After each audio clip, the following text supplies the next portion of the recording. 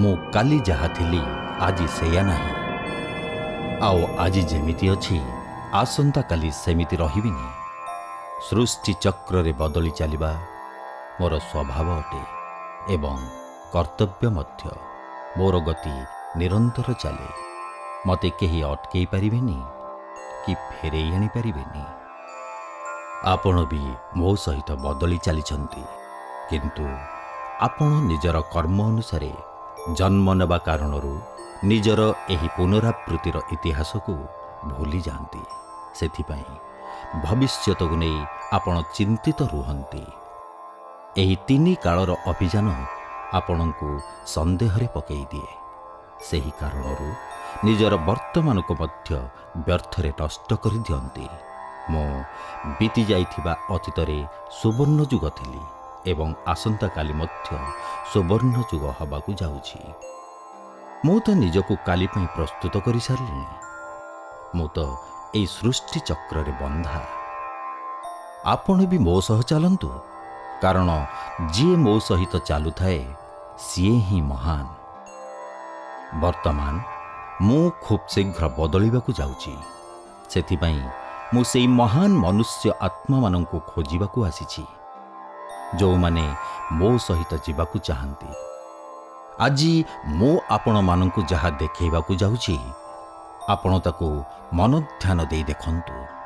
ସେଥିରେ ଆପଣ ନିଜେ କେଉଁଠି ନାହାନ୍ତି ତ? ଯଦି ଅଛନ୍ତି, ତେବେ ଆପଣ ବି ମୋ ସହ ଚାଲନ୍ତୁ ପରିବର୍ତ୍ତନ ପାଇଁ। ମୁଁ ତ କେବଳ ଆପଣଙ୍କୁ ସାବଧାନ କରିବାକୁ ଆସିଥିଲି। ଏବେ ମୁଁ ତ ଚାଲିଲି, ଆଉ ଟିକେ ପ୍ରସ୍ତୁତି ବାକି ଅଛି। ଆଚ୍ଛା, ଶୁଭସ୍ୟ ଶୀଘ୍ରମ୍।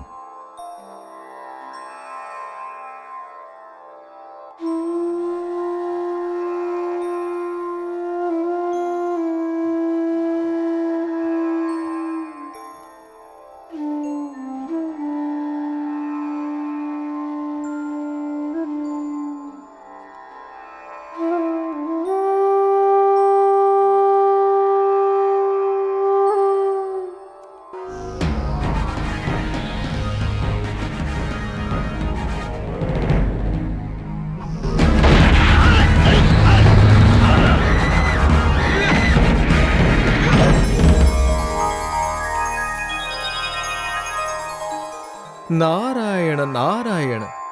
ମହାରାଜ, ଆଜି ମୋ ମନ ଭାରି କଷ୍ଟ ଲାଗୁଛି।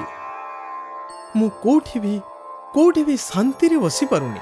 କଥା କ'ଣ ନାରଦ? କ'ଣ କୋଉଠି କିଛି ଅଘଟଣ ହେଇଗଲା? ମୁଁ ବର୍ତ୍ତମାନ ମୃତ୍ୟୁଲୋକରେ ଭ୍ରମଣ କରି ଆସିଲି। ମୃତ୍ୟୁଲୋକରେ ମନୁଷ୍ୟମାନଙ୍କ ଦୁର୍ଦ୍ଦଶା ଦେଖି ମୁଁ ବହୁତ ଦୁଃଖୀ ହେଇଗଲି। ମୃତ୍ୟୁଲୋକରେ ପ୍ରତ୍ୟେକ ମଣିଷ ବହୁତ ଦୁଃଖୀ ଏବଂ ଅଶାନ୍ତ ଅଛନ୍ତି। ଇଏ ଆପଣ କ'ଣ କହୁଛନ୍ତି ନାରଦ? ହଁ ମହାରାଜ, ସେମାନଙ୍କ ଦୁଃଖ ଦେଖି ମୋ ମନ କରୁଣାରେ ଭରିଗଲା। ଆଚ୍ଛା, ତେବେ ମୃତ୍ୟୁ ଲୋକରେ ଯେଉଁ ମଣିଷ ଦୁଃଖୀ ଅଛନ୍ତି, ସେମାନଙ୍କୁ ଦୁଃଖରୁ ମୁକ୍ତି ଦେବା ପାଇଁ ସେମାନଙ୍କୁ ସ୍ୱର୍ଗକୁ ଆଣିବା ନିହାତି ଦରକାର। ଯଦି ଆପଣ ଆଜ୍ଞା ଦେବେ, ସେମାନଙ୍କୁ ତାଙ୍କ ଦୁର୍ଦ୍ଦଶାରୁ ବାହାର କରି ସ୍ୱର୍ଗକୁ ଆଣିବାକୁ ଚେଷ୍ଟା କରି ଦେଖନ୍ତି। ଆଉ ମୋର ବିଶ୍ୱାସ, ସଂସାରର ସବୁ ମନୁଷ୍ୟ ମୋ ସହିତ ସ୍ୱର୍ଗକୁ ଆସିବାକୁ ନିଶ୍ଚୟ ପ୍ରସ୍ତୁତ ହୋଇଯିବେ। ଠିକ୍ ଅଛି ମୁନିବର, ଯଦି ସେମାନଙ୍କ ପ୍ରତି ଆପଣଙ୍କ ମନରେ ଶୁଭ ଭାବନା ଅଛି, ତେବେ ମୃତ୍ୟୁ ଲୋକରୁ ଗୋଟିଏ ମଣିଷକୁ ନିଶ୍ଚୟ ନେଇ ଆସିବେ। କାରଣ ସ୍ୱର୍ଗରେ ମୋ ପାଖରେ କେବଳ ଗୋଟିଏ ହିଁ ସିଟ୍ ଖାଲି ଅଛି। ହେ ନାରାୟଣ ନାରାୟଣ।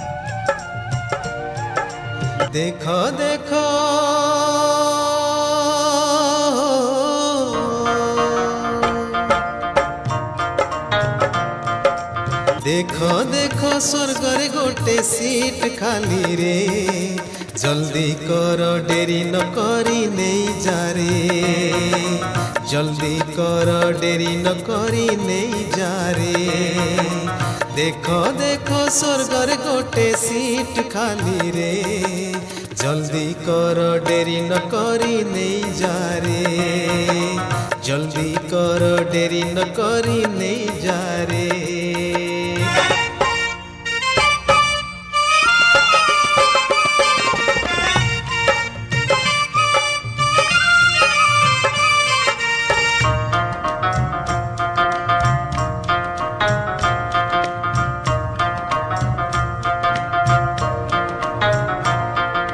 चालो डाकोरा आसीछि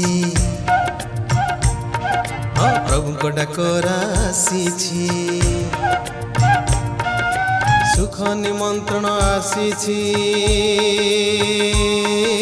मंगल आमंत्रण आसीछि चालो डाकोरा आसीछि प्रभु को डाकोरा आसीछि सुख निमंत्रण आसीछि मंगल आमंत्रण आसीछि पिलांकु एबे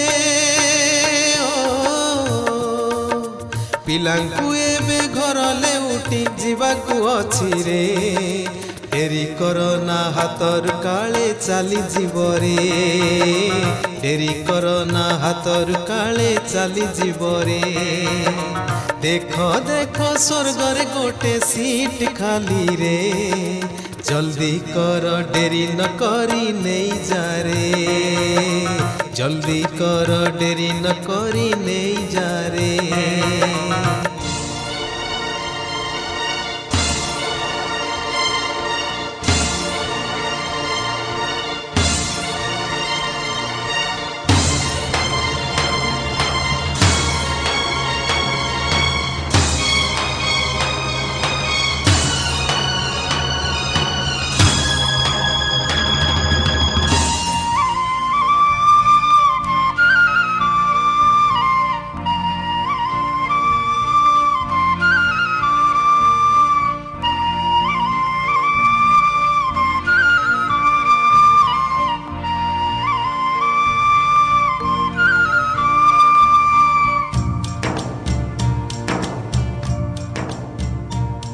जेबे नैतिकतार मरण हेला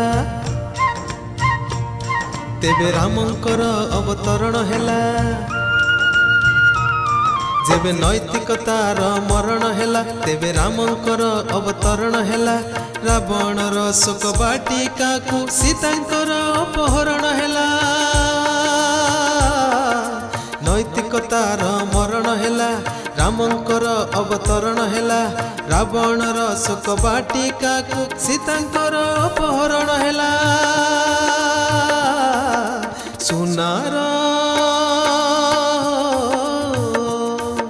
सुनार लंका जलिबार समय आसीछि जल्दी कर लंका एबे जलुछि जल्दी कर लंका एबे जलुछि।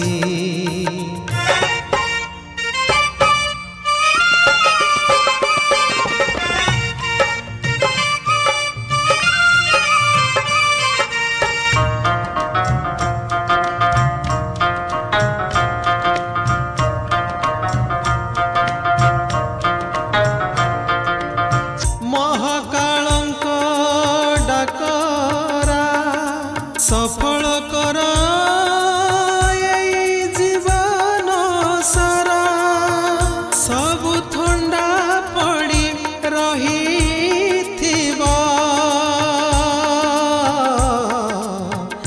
जेबे धन छाड़ब घट परा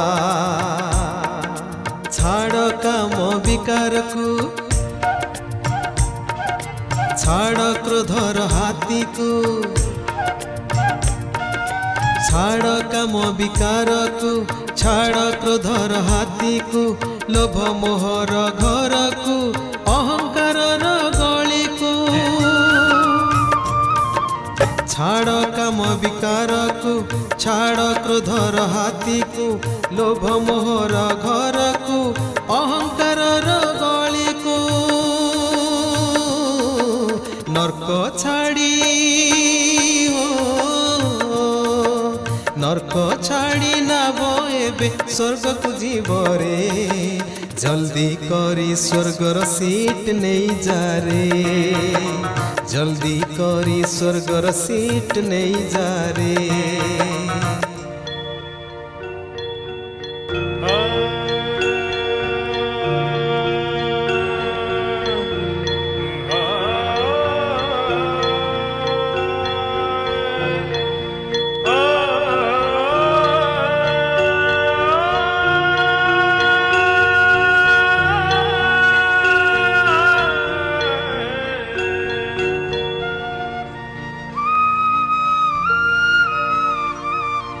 ଗୋଟେ ପଦ ପାଇଁ ଆଶାଇ, ଗୋଟେ ନଥିବ ବେମାରୀ, ଗୋଟେ ପଦ ପାଇଁ ଆଶାଇ, ଗୋଟେ ନଥିବ ବେମାରୀ, ଭାଇ ଉଚ୍ଚା ଯାହାକୁ କହୁଛନ୍ତି ସେଠି ସୁଖ ଶାନ୍ତି ସବୁ ଭରି ଅଛି। ଗୋଟେ ପଦ ପାଇଁ ଆଶାଇ, ମୋଟେ ନଥିବ ବେମାରୀ, ଭାଇ ଉଚ୍ଚା ଯାହାକୁ କହୁଛନ୍ତି ସେଠି ସୁଖ ଶାନ୍ତି ସବୁ ଭରି ଅଛି।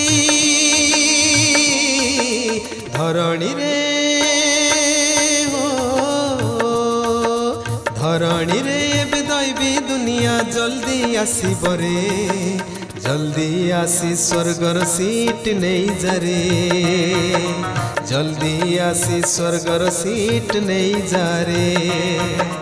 ଦେଖ ଦେଖ ସ୍ୱର୍ଗରେ ଗୋଟେ ସିଟ୍ ଖାଲିରେ, ଜଲ୍ଦି କର ଡେରି ନ କରି ନେଇଯାରେ, ଜଲ୍ଦି କର ଡେରି ନ କରି ନେଇଯାରେ, ଜଲ୍ଦି କର ଡେରି ନ କରି ନେଇଯାରେ, ଜଲ୍ଦି କର ଡେରି ନ କରି ନେଇଯାରେ, ଜଲ୍ଦି କର ଡେରି ନ କରି ନେଇଯାରେ, ଜଲ୍ଦି କର ଡେରି ନ କରି ନେଇଯାରେ। ହ୍ୟାଲୋ, ହଁ ସେठ କରୋଡ଼ି ମଲ୍ କହୁଛି। କ'ଣ କହିଲେ? 5,000 ପ୍ୟାକେଟ୍ ଦରକାର? ମିଳିଯିବ ସେठ, କାହିଁକି ନୁହେଁ। କୁହନ୍ତୁ କୁହନ୍ତୁ। ନାଇଁ ନାଇଁ ସେଠଜି, ଦାମ ତ ସେଇଆ ରହିବ। ନାଇଁ ନାଇଁ, ଗୋଟିଏ ପଇସା କମ୍ ହେବନି। ଆପଣଙ୍କୁ ଦରକାର ତ କୁହନ୍ତୁ। ହଁ, ଇଏ ହେଲା ନା କଥା। ହଁ ହଁ, ଆଜି ସନ୍ଧ୍ୟାରେ ମାଲ ପହଞ୍ଚିବ। ଠିକ୍ ଅଛି, ଓକେ। ମ୍ୟାନେଜରକୁ ଭିତରକୁ ପଠାଅ।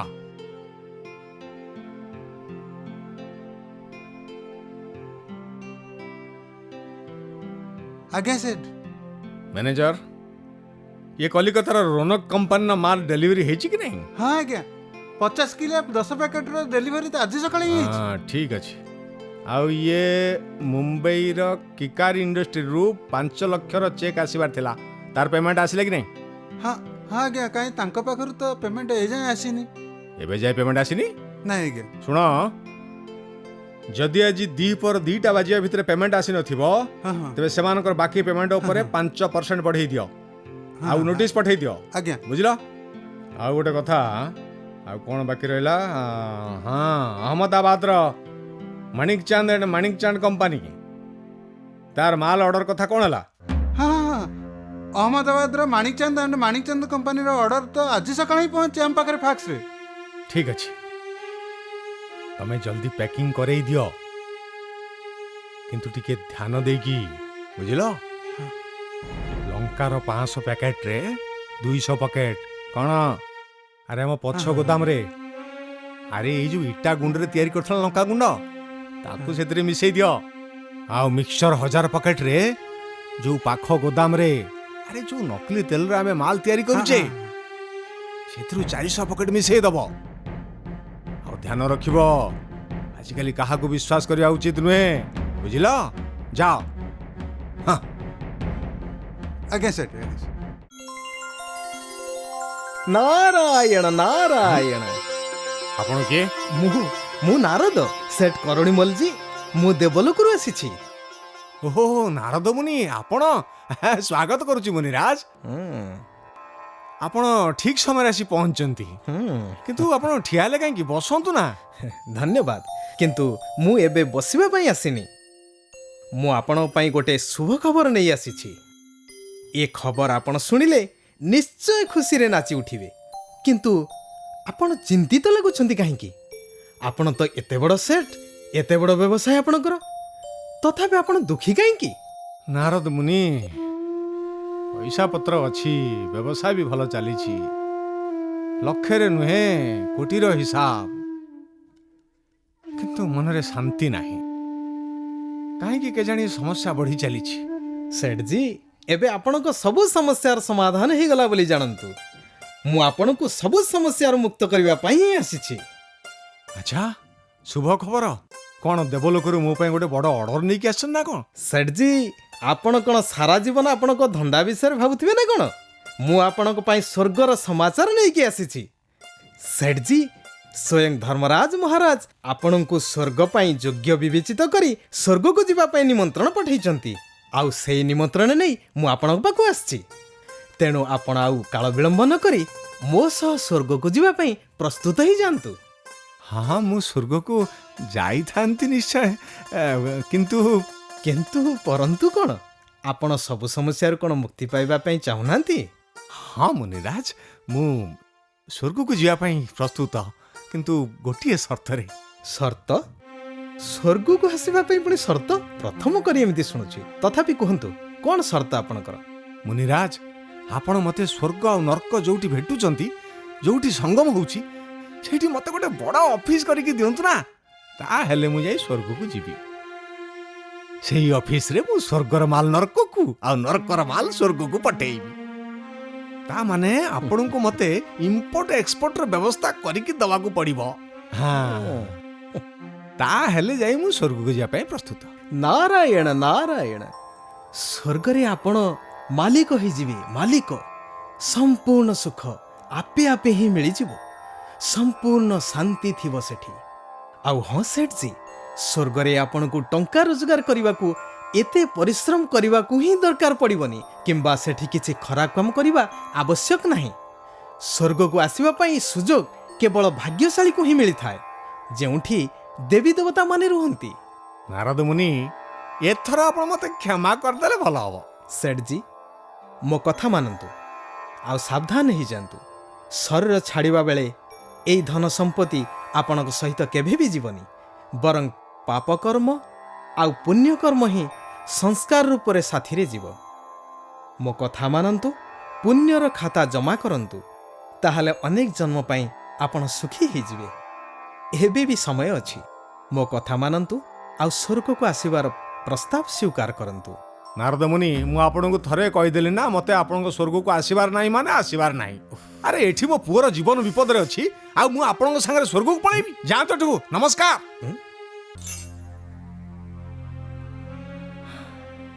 ଆଜି ଜୀବନ ବଞ୍ଚିଲା। प्रणाम गुरुदेव। प्रणाम।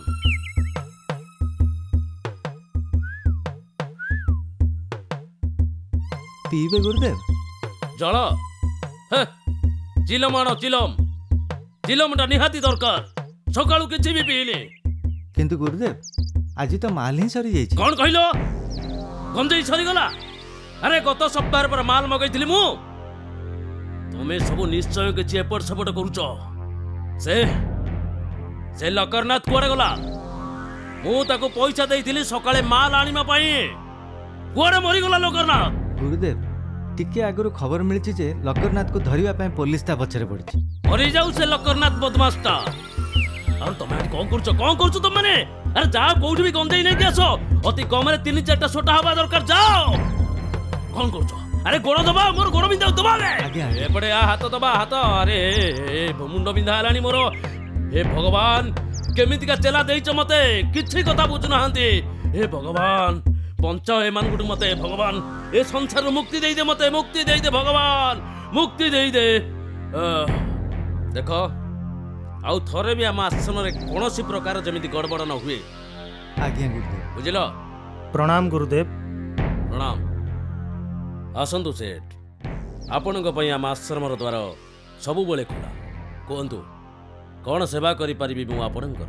ସେସବୁ ତ ଠିକ୍ ଅଛି ଗୁରୁଦେବ, କିନ୍ତୁ ମୁଁ ଗୋଟେ ଦୁଃସମ୍ବାଦ ନେଇ ଆସିଛି। ଦୁଃସମ୍ବାଦ? ହଁ କୁହନ୍ତୁ। ଗୁରୁଦେବ, ମୋ ବଡ଼ ଭାଇ ସେଠ ଅମିର ଚାନ୍ଦକୁ ଏଇ କିଛି ଦିନ ପୂର୍ବରୁ ଆପଣ ଯେଉଁ ଜଡ଼ିବୁଟି ଦେଇଥିଲେ ସେଥିରେ ସେ ପୁରା ଠିକ୍ ହୋଇଯାଇଥିଲେ, କିନ୍ତୁ ଆଜି ସକାଳେ ଦ୍ୱିତୀୟ ଥର ପୁଣି ତାଙ୍କୁ ହସ୍ପିଟାଲରେ ଭର୍ତ୍ତି କରିବାକୁ ପଡ଼ିଲା, କାରଣ ତାଙ୍କୁ ପାରାଲିସିସ୍ ହୋଇଗଲା। ଦୟାକରି ଆପଣ ଏମିତି ଜଡ଼ିବୁଟି ଦିଅନ୍ତୁ ଯେମିତିକି ମୋ ବଡ଼ ଭାଇ ପୁଣି ଠିକ୍ ହେଇଯିବେ। କ'ଣ କହିଲେ? ସେଠକୁ ପାରାଲିସିସ୍ ହେଇଗଲା? କିନ୍ତୁ ଏଇଟା କେମିତି ସମ୍ଭବ? ହଁ, ମୁଁ ସତ କହୁଛି ଗୁରୁଦେବ। ଆଜି ସକାଳେ ଯେତେବେଳେ ସେ ଜଳଖିଆ ଖାଇବାକୁ ଯାଉଥିଲେ ହଠାତ୍ ସେ ତଳେ ପଡ଼ିଗଲେ, ଆଉ ତାଙ୍କର ଏମିତି ଗମ୍ଭୀର ଅବସ୍ଥା ଦେଖି ତାଙ୍କୁ ହସ୍ପିଟାଲ ନେଇଗଲୁ। ସେଠି ଡାକ୍ତର କହିଲେ ତାଙ୍କୁ ପାରାଲିସିସ୍ ହୋଇଯାଇଛି। କିନ୍ତୁ ମୋର ଜଡ଼ିବୁଟିରେ କେତେ ରୋଗୀଙ୍କର ଚିକିତ୍ସା କରିଛି ଆଜି ପର୍ଯ୍ୟନ୍ତ? ଆଜି ତ କାହାର ଅଭିଯୋଗ ଆସିନି। ଦେଖନ୍ତୁ ଗୁରୁଦେବ, ମୋ ବଡ଼ ଭାଇଙ୍କ ଅବସ୍ଥା ବହୁତ ଗମ୍ଭୀର। ମୋ ପାଖରେ ଯୁକ୍ତି କରିବା ପାଇଁ ସମୟ ନାହିଁ। ଦୟାକରି ମୋ ସାଙ୍ଗରେ ଜଲ୍ଦି ଚାଲନ୍ତୁ, କାରଣ ମୋତେ ମୋ ଭାଇଙ୍କ ପାଖରେ ରହିବା ନିହାତି ଦରକାର। ପ୍ଲିଜ୍ ମୋ ସାଙ୍ଗରେ ଚାଲନ୍ତୁ। ଚାଲନ୍ତୁ, ଆପଣ ଚାଲନ୍ତୁ। ମୁଁ ସିଧା ଯାଇ ହସ୍ପିଟାଲରେ ପହଞ୍ଚୁଛି। ଠିକ୍ ଅଛି, କିନ୍ତୁ ଟିକେ ଜଲ୍ଦି ଆସିବେ। ମୁଁ ଆସୁଛି। ପ୍ରଣାମ। ନାରାୟଣ ନାରାୟଣ। ନାରଦ ମୁନି, ଆପଣ ଆସନ୍ତୁ। ସ୍ୱାଗତ କରୁଛି। ମୁଁ ପ୍ରଣାମ ସ୍ୱୀକାର କରନ୍ତୁ। ନାରାୟଣ ନାରାୟଣ। ସୁଖୀ ରୁହ। ଆସନ୍ତୁ, ସ୍ୱାଗତ। ଅନେକ ଦିନରୁ ଆପଣଙ୍କ ଦର୍ଶନ ପାଇଁ ଆଗ୍ରହୀ ଥିଲି। ଆଜି ଆପଣଙ୍କ ଦର୍ଶନ ପାଇ ଧନ୍ୟ ହେଇଗଲି। ମୋର ଏ ଜନ୍ମ ସଫଳ ହେଇଗଲା। ଆପଣଙ୍କ ଦର୍ଶନ ତ ଦେବତାଙ୍କ ପାଇଁ ବି ଦୁର୍ଲଭ। କୁହନ୍ତୁ, ମୁଁ କ'ଣ ସେବା କରିପାରିବି ଆପଣଙ୍କର? ଆସନ୍ତୁ, ସ୍ଥାନ ଗ୍ରହଣ କରନ୍ତୁ। ନାରାୟଣ ନାରାୟଣ। ମହାତ୍ମା, ମୁଁ ଆପଣଙ୍କୁ ଏଇ ମୃତ୍ୟୁଲୋକର ଆଶ୍ରମରେ ନୁହେଁ, ସ୍ୱର୍ଗକୁ ନେଇଯିବାକୁ ଆସିଛି, ଯାହାକୁ ପାଇବା ପାଇଁ ଆପଣ ସବୁ କିଛି ଛାଡ଼ି ସନ୍ନ୍ୟାସୀ ହେଇଛନ୍ତି। ଆଉ ସେଠି ସ୍ୱର୍ଗରେ ସ୍ୱୟଂ ଧର୍ମରାଜ ଆପଣଙ୍କୁ ସ୍ୱର୍ଗର ଯୋଗ୍ୟ ବୋଲି ଭାବି ଆସିବା ପାଇଁ ନିମନ୍ତ୍ରଣ ଦେଇଛନ୍ତି। ସେଥିପାଇଁ ଆପଣ ମୋ ସାଥିରେ ଆସିବା ପାଇଁ ଜଲ୍ଦି ପ୍ରସ୍ତୁତ ହେଇଯାଆନ୍ତୁ, କାରଣ ସ୍ୱର୍ଗରେ ଗୋଟିଏ ହିଁ ସିଟ୍ ଖାଲି ଅଛି। ସତରେ ଖୁସିର ଖବର ମୁନିବର, କିନ୍ତୁ ମୋତେ କ୍ଷମା କରନ୍ତୁ, ମୁଁ ଆପଣଙ୍କ ସାଥିରେ ସ୍ୱର୍ଗକୁ ଯାଇପାରିବିନି। କାହିଁକି? କଥା କ'ଣ? କିଛି ସମସ୍ୟା ଅଛି କି? ନାଇଁ ନାରଦ ମୁନି, ଏଇଥରକୁ ମୋତେ କ୍ଷମା କରନ୍ତୁ। ମୁଁ ଆଶ୍ରମ ପାଇଁ ବଡ଼ ବଡ଼ ଘର କରିଦିଏ, 2-4ଟା ଗ୍ରନ୍ଥ ଲେଖିଦିଏ, ଆଉ ଟିକେ ଏ ଦୁନିଆରେ ମାନ ସମ୍ମାନ ପ୍ରାପ୍ତ କରିସାରେ, ଆଉ ତାପରେ ସବୁତକ ଶିଷ୍ୟମାନଙ୍କ ନାଁରେ କରିସାରିଲା ପରେ ଏ ଜଞ୍ଜାଳରୁ ମୁକ୍ତ ହେଇଯିବି। ତାପରେ ଯାଇ ଆପଣଙ୍କ ସାଥିରେ ଯାଇପାରିବି, ଏବେ ନୁହେଁ। ଆରେ କି କଥା କହୁଛନ୍ତି ଆପଣ? ଘରକୁ ଆସିଥିବା ସ୍ୱର୍ଗକୁ ଗୋଇଠା ମାରୁଛନ୍ତି ଆପଣ? ନାଇଁ, ମୋତେ ଏଥରକ କ୍ଷମା କରନ୍ତୁ। ମୋର ଏବେ ଅନେକ କିଛି କାର୍ଯ୍ୟ କରିବାକୁ ବାକି ଅଛି। ନାରାୟଣ ନାରାୟଣ।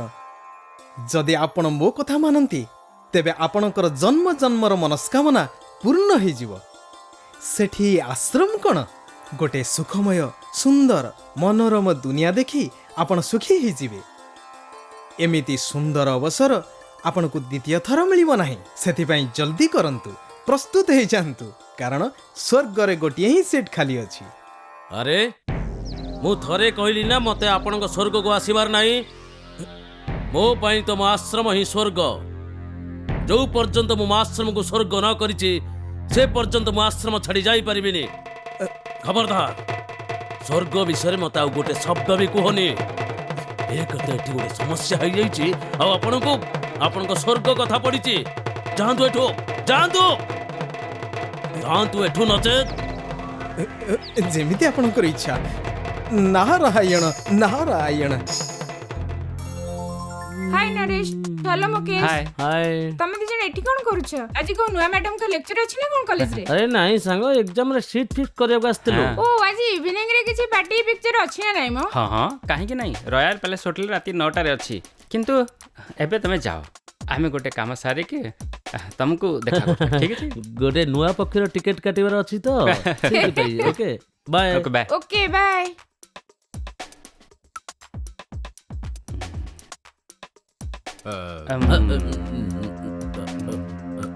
କୁଆଡ଼େ ପଳେଇ ଯାଉଛ ତମମାନେ?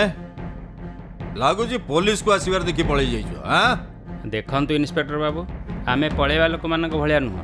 ହଁ ଆମକୁ କ'ଣ ଫରକ ପଡ଼ୁଛି ଆମ ସାମ୍ନାରେ କେହି ବି ଆସିଲେ? ତମେ ଦି ଜଣ ଯୋଉ ପ୍ରଫେସରକୁ ମାରିବାକୁ ଚେଷ୍ଟା କରିଛ ଆଉ କଲେଜରେ ଝିଅମାନଙ୍କୁ କମେଣ୍ଟ ମାରିଛ, ତାର ପ୍ରମାଣ ମତେ ମିଳିଯାଇଛି ଆଉ ସାକ୍ଷୀ ବି। ସେଥିପାଇଁ ଏବେ ତମେ ମୋ ସହିତ ପୋଲିସ ଷ୍ଟେସନକୁ ଯିବାକୁ ପଡ଼ିବ। ତମେ ଯାହା ବି କହିବାର ଅଛି ପୋଲିସ ଷ୍ଟେସନରେ କହିବ। ଦେଖନ୍ତୁ ଇନ୍ସପେକ୍ଟର ବାବୁ, ଏବେ ବହୁତ ହେଇଗଲା। ଯଦି ଆପଣ ଆମକୁ ହାତ ବି ଲଗାଇବେ ନା, ତେବେ ଠିକ୍ ହେବନି। ଧରି ନିଆଯାଉ ଆପଣଙ୍କ କଥା ସତ, ହେଲେ ବି କ'ଣ ହେଇଗଲା? ଆପଣଙ୍କ ପାଖରେ ଆରେଷ୍ଟ ୱାରେଣ୍ଟ ଅଛି? ନାଇଁ ନା, ଆଗ ଆରେଷ୍ଟ ୱାରେଣ୍ଟ ନେଇକି ଆସନ୍ତୁ, ତାପରେ ଧରିବେ। ଆଉ ହଁ, ଆମକୁ ଧମକେଇବାକୁ ଚେଷ୍ଟା କରନ୍ତୁନି। ଯାଆନ୍ତୁ, ପ୍ରଥମେ ୱାରେଣ୍ଟ ପ୍ରସ୍ତୁତ କରନ୍ତୁ, ତାପରେ ଆପଣ ପାୱାର ଦେଖେଇବେ, ବୁଝିଲେ? ଠିକ ଅଛି, ଏବେ ତ ମୁଁ ଯାଉଛି, କିନ୍ତୁ ମନେ ରଖ ତମ ଦି ଜଣଙ୍କର ବଦମାସି ମୁଁ ଚାଲିବାକୁ ଦେବିନି।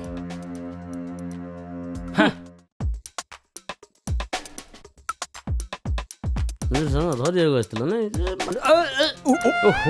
ଆରେ କଣ କରୁଛ? ଦେଖିକି ଚାଲ। नारायण नारायण। अरे क्या बात है। अरे देख देख हेयर स्टाइल की देख। अरे बहुत बढ़िया है तो। अरे এইটা কোন ব্যান বাজা? नारायण नारायण।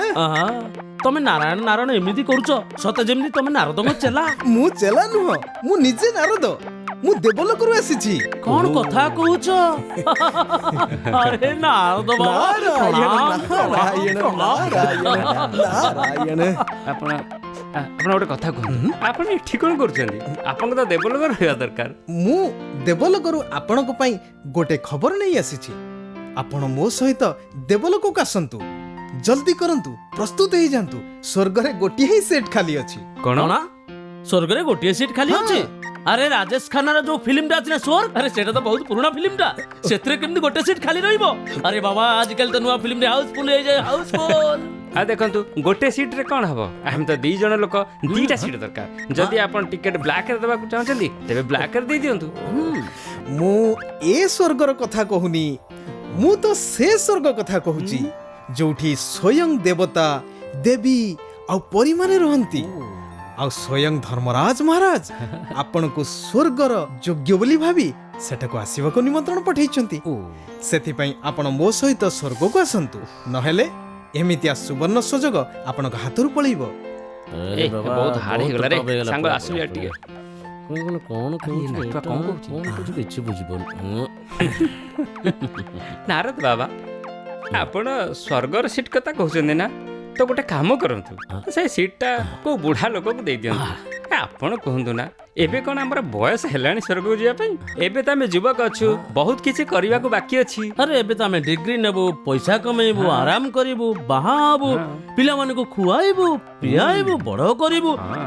ପୁଣି ଯେତେବେଳେ ଆମକୁ ଲାଗିବ କି ଆମର ବୟସ ହେଇଗଲାଣି, ତେବେ ନିଶ୍ଚୟ ଆପଣ ପାଖକୁ ଆସିବୁ। ଏବେ ଆମକୁ ମାଫ କରିଦିଅନ୍ତୁ ବାବା, ସରି ବାବା। ପିଲାମାନେ ମନେ ରଖ, ମଣିଷ ଛୋଟ ହଉ ବା ବଡ଼, ବୁଢ଼ା ହଉ ବା ଯୁବକ, କାଳ କାହାକୁ ଛାଡ଼େନି। କେତେବେଳେ କ'ଣ ହେଇଯିବ କାହାକୁ ଜଣା ନାହିଁ। ମୃତ୍ୟୁ ଏବଂ ଦୁର୍ଯୋଗ କାହାକୁ ପଚାରିକି ଆସେନି। କାଳର ଚକ୍ର ହିଁ ଏମିତି। ମୋ କଥା ମାନ, ନିଜର ଯୁବକ ଅବସ୍ଥାକୁ ଏଇଭଳିଆ ବର୍ବାଦ କରନି, ନର୍କରେ ପକାଅନି। ଯଦି ତମେ ମୋ ସହିତ ଯିବ, ତେବେ ମୁଁ ତୁମକୁ ଯୁବକ ଅବସ୍ଥାରେ ବି ସ୍ୱର୍ଗରେ ସ୍ଥାନ ଦେଇଦେବି। ନାରଦ ବାବା, ସ୍ୱର୍ଗରେ ମୁଁ ହିରୋ ହୋଇପାରିବି? ସାଥିରେ ସୁନ୍ଦରୀ ହିରୋଇନ୍ ଥିବ, ପକେଟରେ ଟଙ୍କା ଥିବ, 5 ଷ୍ଟାର ହୋଟେଲ ଥିବ, ହାତରେ ବିୟର ବୋଟଲ ଥିବ।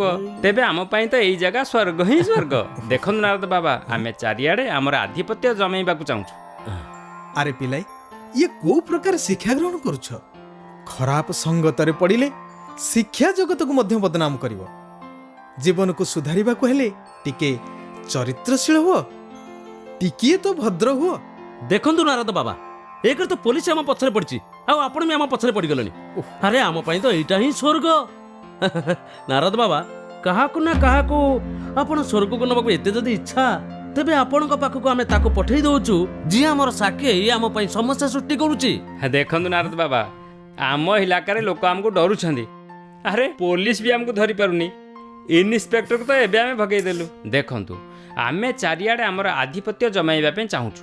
ବାସ୍ ଚାରିଆଡ଼େ ଆମର ନାଁ ହେଇଯାଉ। ଆମ ନାଁ ଶୁଣିବା ମାତ୍ରେ ଲୋକେ ଡରିବାରେ ଲାଗିବେ। ଆମର ନାଁ ଶୁଣିବା ମାତ୍ରେ ଆମର କାମ ବି ହୋଇଯିବ। ନାଁ ହେଇଯାଉ ନା, ବାସ୍। ତାପରେ ସ୍ୱର୍ଗ ବିଷୟରେ ଚିନ୍ତା କରିବା। ନାରଦ ବାବା, ଆପଣଙ୍କୁ ସ୍ୱର୍ଗ ପାଇଁ ଗୋଟେ ସିଟ୍ ଦରକାର ନା? ଆମେ କାହାକୁ ବି ପଠେଇ ଦଉଛୁ ଆପଣଙ୍କ ପାଖକୁ, ସେ ସିଧା ଯାଇ ସ୍ୱର୍ଗରେ ମିଶିବ ଆପଣଙ୍କ ସାଙ୍ଗେ। ଆପଣ ଖୋଜିବା ଟିକେ ବି ଦରକାର ନାହିଁ, କାରଣ ଆପଣଙ୍କୁ ତ ସ୍ୱର୍ଗ ପାଇଁ ଗୋଟେ ତ ସିଟ୍ ବାଲା ମିଳିଯିବ ନା। ଆଉ ଯଦି ଅଧିକ ଲୋକ ଦରକାର ଆମକୁ କହିବେ, ଆମେ ଅଛୁ ନା। ଓକେ, ବାଏ ନାରଦ ବାବା, ବାଏ। ନାରାୟଣ ନାରାୟଣ, କି ଅବସ୍ଥା ହେଲାଣି ଏ ଯୁବ ସମାଜର। ଯୁବକ ତ ଦେଶର ମୂଳଦୁଆ ଅଟନ୍ତି, ଆଉ ଏ ମୂଳଦୁଆ ହିଁ କେତେ ଦୁର୍ବଳ। କ'ଣ ହବ ଏ ଦୁନିଆର? ଚାଲ ଅନ୍ୟ କେଉଠିକି ଯାଇ ଚେଷ୍ଟା କରେ, କାରଣ କାହାକୁ ନା କାହାକୁ ତ ନେଇକି ଯିବାକୁ ପଡ଼ିବ ସ୍ୱର୍ଗକୁ। ନାରାୟଣ ନାରାୟଣ। ନିଅନ୍ତୁ ଏ ଫାଇଲ ସମ୍ଭାଳନ୍ତୁ। ଆରେ ରାକେଶ ଭାଇ, ଖାଲି ପେଟରେ ତ ଭଗବାନଙ୍କ ଭଜନ ବି ହେଇପାରିବନି। ଆପଣ ତ ଜାଣନ୍ତି ଦରଦାମ କେତେ ବଢ଼ିଗଲାଣି। ସ୍ତ୍ରୀ ପିଲାଙ୍କ ଖର୍ଚ୍ଚ, ପଢ଼ା ଖର୍ଚ୍ଚ, କମ୍ପ୍ୟୁଟର ଏଜୁକେସନର ଖର୍ଚ୍ଚ, ଆଉ ଆଜିକାଲି ତ ମନ୍ଦିରରେ ପ୍ରସାଦ ଚଢ଼ାଇବା ପାଇଁ ବି ପଇସା ଦେବା ପାଇଁ ପଡ଼ୁଛି। ଏତେ ସବୁ କାମ ଏତିକି କମ୍ ଦରମାରେ କେମିତି କରିପାରିବି? ରାକେଶ ଭାଇ, ଆପଣ ଗୋଟେ କାମ କରନ୍ତୁ, ଏ ଫାଇଲ ଉପରେ କିଛି ଓଜନ ରଖିଦିଅନ୍ତୁ ନା। ବାସ୍ ଜାଣନ୍ତୁ ଆପଣଙ୍କ କାମ ହେଇଗଲା। ଆରେ ସାର୍, ଆପଣ ତ ଏତିକି ଟିକେ କଥାରେ ରାଗିଗଲେ। ଆଉ ମୁଁ ତ ଭାବୁଥିଲି ଏ ବିନା ଓଜନରେ ଫାଇଲ ଟେବୁଲ ଉପରେ କେମିତି ରହିବ ଆଜ୍ଞା। ଆଉ ସେଥିପାଇଁ ଓଜନ ସାଙ୍ଗରେ ନେଇକି ଆସିଛି ଆଜ୍ଞା। ବାକି ପଇସାଟା କାମ ହେଇଗଲା ପରେ ତୁରନ୍ତ ଦେଇଦେବି ଆଜ୍ଞା। ବାଃ ରାକେଶ ଭାଇ, ବାଃ। ଏଇଟାକୁ ତ ଆପଣ ଲଗେଇଛନ୍ତି ନା, କର୍ମଣ୍ୟେବାଧିକାରସ୍ତେ। ମୁଁ ତ ଭାବୁଥିଲି ସାର୍ ଆପଣ। ଆରେ ଆପଣ ତ ବହୁତ ବୁଝିଆ ସୁଝିଆ ଲୋକ। ଏବେ ଆପଣ ଦେଖନ୍ତୁ ଆପଣଙ୍କ ଫାଇଲ କେମିତି ଦୌଡ଼ୁଛି। ଆପଣଙ୍କ କାମ ଫଟାଫଟ ହେଇଯିବ। ବାସ୍ ଭାବନ୍ତୁ ଯେ ଆପଣଙ୍କ କାମ ହେଇଗଲା। ଧନ୍ୟବାଦ ସାର୍। ଆଚ୍ଛା ସାର୍, ମୁଁ ଏବେ ଚାଲିଲି। ଓକେ।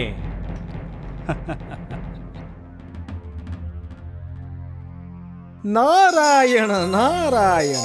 ଓହୋ ମୁନିରାଜ, ଆପଣ ଏଠିକି ଆସିଛନ୍ତି। ମୋର ପ୍ରଣାମ ମୁନିରାଜ। ସନତ କୁମାର ବାବୁ, କେମିତି ଅଛନ୍ତି ଆପଣ? ସବୁ କୁଶଳ ମଙ୍ଗଳ ତ? ସବୁ କୁଶଳ ମଙ୍ଗଳ ଆଜ୍ଞା। ଆପଣ ଏଠିକି ଆସିଛନ୍ତି, ମୁଁ ତ ଧନ୍ୟ ଧନ୍ୟ ହେଇଗଲି। ମୋର ବଡ଼ ସୌଭାଗ୍ୟ କି ଆପଣଙ୍କ ଦର୍ଶନ ହେଇଗଲା। ନାରାୟଣ ନାରାୟଣ। ପୁତ୍ର, ତୁମର ବଡ଼ ଭାଗ୍ୟ ଯେ ମୁଁ ତୁମ ପାଇଁ ଗୋଟେ ବଡ଼ ଖୁସିର ଖବର ସାଥିରେ ନେଇ ଆସିଛି। ଖୁସି ଖବର? ଆଉ ମୋ ପାଇଁ? ହଁ ହଁ, ସ୍ୱୟଂ ଧର୍ମରାଜ ଆପଣଙ୍କୁ ସ୍ୱର୍ଗର ଯୋଗ୍ୟ ବିଚାରି ଆପଣଙ୍କୁ ସ୍ୱର୍ଗକୁ ଆସିବା ପାଇଁ ନିମନ୍ତ୍ରଣ ଦେଇଛନ୍ତି। ଆଉ ଆପଣଙ୍କୁ ସ୍ୱର୍ଗକୁ ନେଇଯିବା ପାଇଁ ମୋତେ ଆପଣଙ୍କ ପାଖକୁ ପଠାଇଛନ୍ତି। ଡେରି କରନ୍ତୁନି, ଜଲ୍ଦି କରନ୍ତୁ, କାରଣ ସ୍ୱର୍ଗରେ ଗୋଟିଏ ହିଁ ସିଟ୍ ଖାଲି ଅଛି। ମୁନିରାଜ, ମୁଁ ଆପଣଙ୍କ ସାଙ୍ଗରେ ସ୍ୱର୍ଗକୁ ଆସିବା ପାଇଁ ପ୍ରସ୍ତୁତ ଅଛି, କିନ୍ତୁ ମୁଁ ଯଦି ଆପଣଙ୍କ ସାଙ୍ଗରେ ସ୍ୱର୍ଗକୁ ଆସିବି ତାହେଲେ ମୋ ସ୍ତ୍ରୀ ପିଲାଙ୍କର କ'ଣ ହେବ? ମୁନିରାଜ, ମୁଁ ବଡ଼ ଖରାପ ଅଭ୍ୟାସରେ ପଡ଼ିଯାଇଛି। ମୁଁ ଗୋଟେ ଶ୍ୱାସ ରୋଗୀ, ମୋତେ ଡାଇବେଟିସ୍ ବି ଅଛି। ଆଉ ମୋ ଘର ଲୋକେ ମୋତେ ସବୁବେଳେ ମଦ ପିଇବାକୁ ମନା କରନ୍ତି, କିନ୍ତୁ ମୁଁ ମଦ ଛାଡ଼ି ହିଁ ପାରୁନି। ମୁନିରାଜ, ପ୍ରଥମେ ମୋତେ ଆପଣ ଏ ଶ୍ୱାସ ରୋଗରୁ ତ ମୁକ୍ତି ଦିଅନ୍ତୁ। ନାରାୟଣ ନାରାୟଣ। ଓକେ, ଡନ୍, ପକ୍କା। ମୁଁ ଆପଣଙ୍କ ସହିତ ସ୍ୱର୍ଗକୁ ନିଶ୍ଚୟ ଆସିବି, କିନ୍ତୁ ଆଜିକାଲି ତ ଲେଡିଜ୍ ଫାଷ୍ଟର ଦୁନିଆ। ପ୍ରଥମେ ମୁଁ ମୋ ସ୍ତ୍ରୀକୁ ପଚାରି ଦିଏ କି ମୁଁ ତୁମ ବିନା ସ୍ୱର୍ଗକୁ ଯାଇପାରିବି କି ନାହିଁ। ନାରାୟଣ ନାରାୟଣ। ମାଲିକ, ଏଥରକ ତ ଆପଣ ବଢିଆ କଲେ, ବଢିଆ ଭାଷଣ ଦେଲେ। ଆଉ ଆପଣ ଦେଶ ନାଁରେ ତ ଆମର ଏଇ କଲ୍ୟାଣ କଲେ। ମାଲିକ, ଦେଶର ଗରିବୀ ଦୂର ହଉ ବା ନ ହଉ, ଆମ ଗରିବୀ ମାନେ ଆମେ ତ ପଇସା ବାଲା ନିଶ୍ଚୟ ହେଇଯିବା। ହଁ, ସେଇଟା ତ ହବ ପରଶୁରାମ। ଆମେ ପଇସା ବାଲା ତ ନିଶ୍ଚୟ ହେଇଯିବା। ହଉ ଛାଡ଼ ସେ କଥା, ପ୍ରଥମେ ଏଇଟା କୁହ, ଏଇ ଇଲେକ୍ସନର ପ୍ରସ୍ତୁତି କୋଉ ଯାଏ ଗଲା?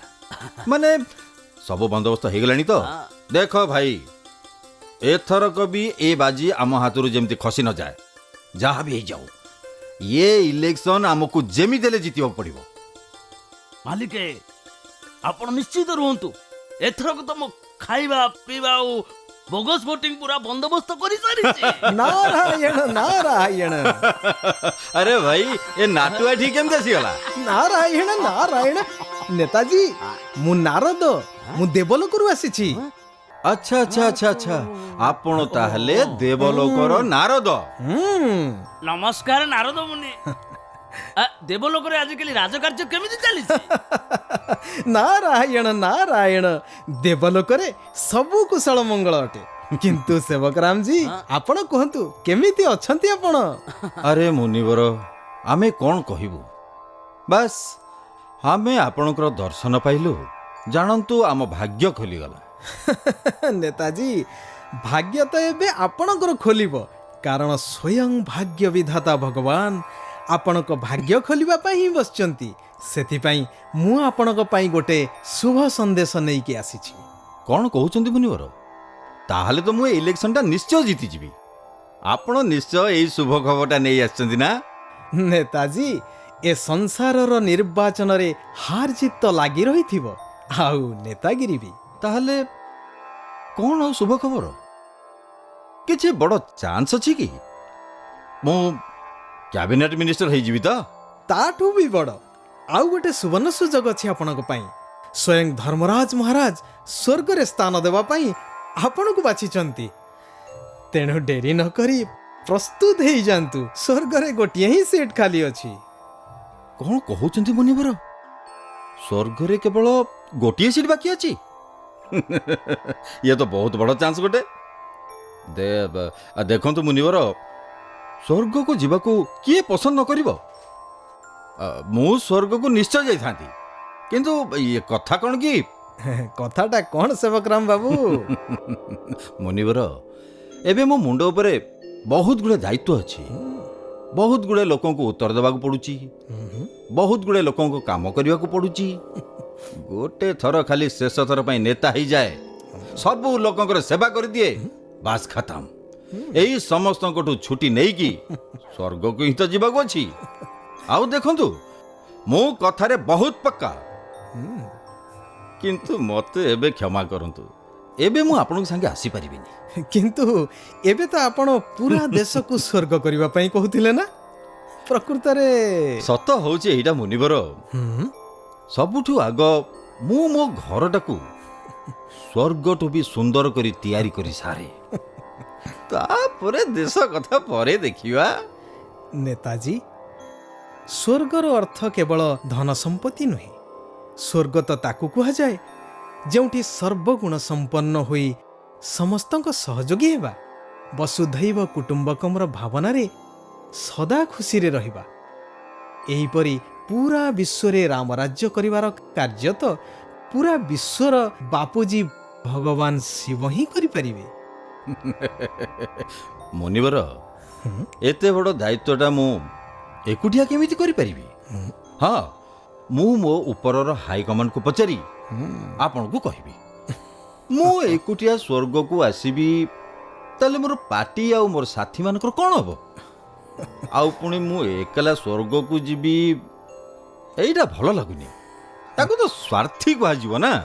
ଦେଖନ୍ତୁ ସେବକରାମ ବାବୁ, ସ୍ୱର୍ଗକୁ ଯିବା ପାଇଁ କେହି କାହାର ସାଙ୍ଗ ହେଇପାରେନି। ପ୍ରଥମେ ଆପଣ ସ୍ୱର୍ଗକୁ ଆସନ୍ତୁ, ଆପଣ ଆସିବା ପରେ ଆପଣ ନିଜ ସାଥୀ ସମ୍ପର୍କୀୟମାନଙ୍କୁ ବି ସ୍ୱର୍ଗକୁ ଡାକିପାରିବେ। କିନ୍ତୁ ମୁନିବର, ମୁଁ ହିଁ ପ୍ରଥମେ କାହିଁକି? କାହିଁକି ନା ଆପଣ ହିଁ ଭାଗ୍ୟଶାଳୀ, ଆଉ ଭଗବାନ ଆପଣଙ୍କୁ ହିଁ ପ୍ରଥମେ ସୁଯୋଗ ଦେଇଛନ୍ତି। ନାଇଁ ନାଇଁ ନାଇଁ ନାଇଁ ନାଇଁ, ଏଇଟା ହେଇପାରିବନି, ଏଇଟା ହେଇପାରିବନି। ମୋ କଥା ମାନନ୍ତୁ, ଏମିତିଆ ଭାଗ୍ୟ ବାରମ୍ବାର ଆସିବନି। ସ୍ୱର୍ଗରେ ଗୋଟିଏ ହିଁ ସିଟ୍ ଖାଲି ଅଛି।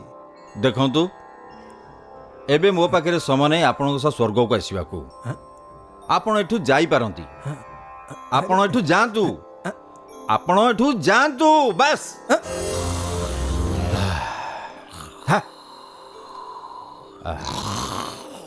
ଆରେ ଭାଇ ପରଶୁରାମ, ପରଶୁରାମ, ଆରେ ପରଶୁରାମ, କ'ଣ ହେଲା ଭାଇ? ମାଲିକ, ମୁଁ କୋଉଠି ଅଛେ? ଯୋଉଠି ବସିଥିଲ ସେଇଠି ଅଛ। ଠିକ ଅଛି, ସବୁ ଠିକ ଅଛି ମାଲିକ, କିନ୍ତୁ ମୁଁ ତ ସିଧା ସ୍ୱର୍ଗକୁ ପଳାଇଥିଲି। କିଛି କଥା ନାହିଁ ଭାଇ, କିଛି କଥା ନାହିଁ। ଏବେ ସିଧା ପୃଥିବୀକି ଆସିଯାଅ, ଆଉ ଆଗକୁ ଭାବ इलेक्शन रे कौन करबा को अछि स्वर्ग कथा भाबनी इलेक्शन कथा चिंता कर भाई।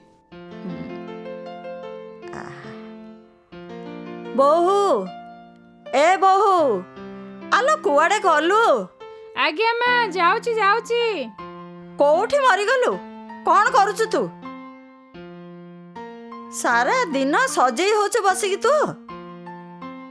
नाई माँ एबे भी बाहाघर पे बहुत काम बाकी अछि सेही काम तो करूची। कुहंतु कौन हैला? अच्छा अच्छा मो नाती टोकार बाहाघर कामरे लागिଛୁ तू?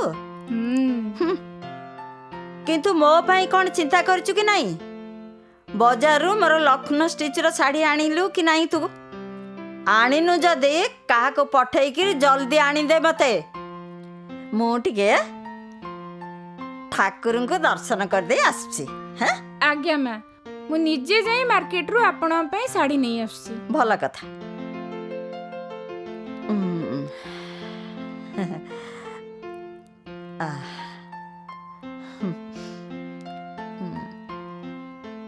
हाय रे हे भगवान कौन समय हैला ए बुढ़ी बेल को बयस उछुड़ुची। भल हेछि मंदिर पळेले एई बहाने रे कम से कम घंटाए तो आराम मिलिबो मते। हे भगवान एबे अंततः मते तमे नहीं जा। प्रार्थना करी करी मु थकी गलिनी।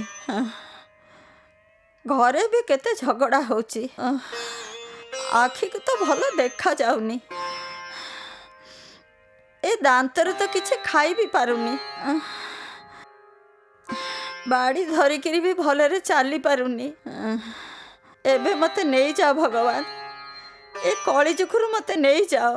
हे श्री कृष्ण श्री कृष्ण श्री राम जय राम श्री राम जय जय राम। नारायण नारायण लागुची एई बुढ़ी निज जीवन रे पूरा थकी जाइची। ये मो संगे स्वर्ग को आसिया पे निश्चय बाहरी पड़िबो। बोधे मो काम हे गला। नारायण नारायण। आपण नारायण नारायण। जय श्री कृष्ण माताजी। जय श्री कृष्ण। किंतु आपण किए? मु नारद माँ। हाँ नारद मुनि। हाँ नारायण। स्वयं आपण? हाँ मु तो धन्य हे गली। आपण को दर्शन करे मु तो धन्य धन्य हे गली।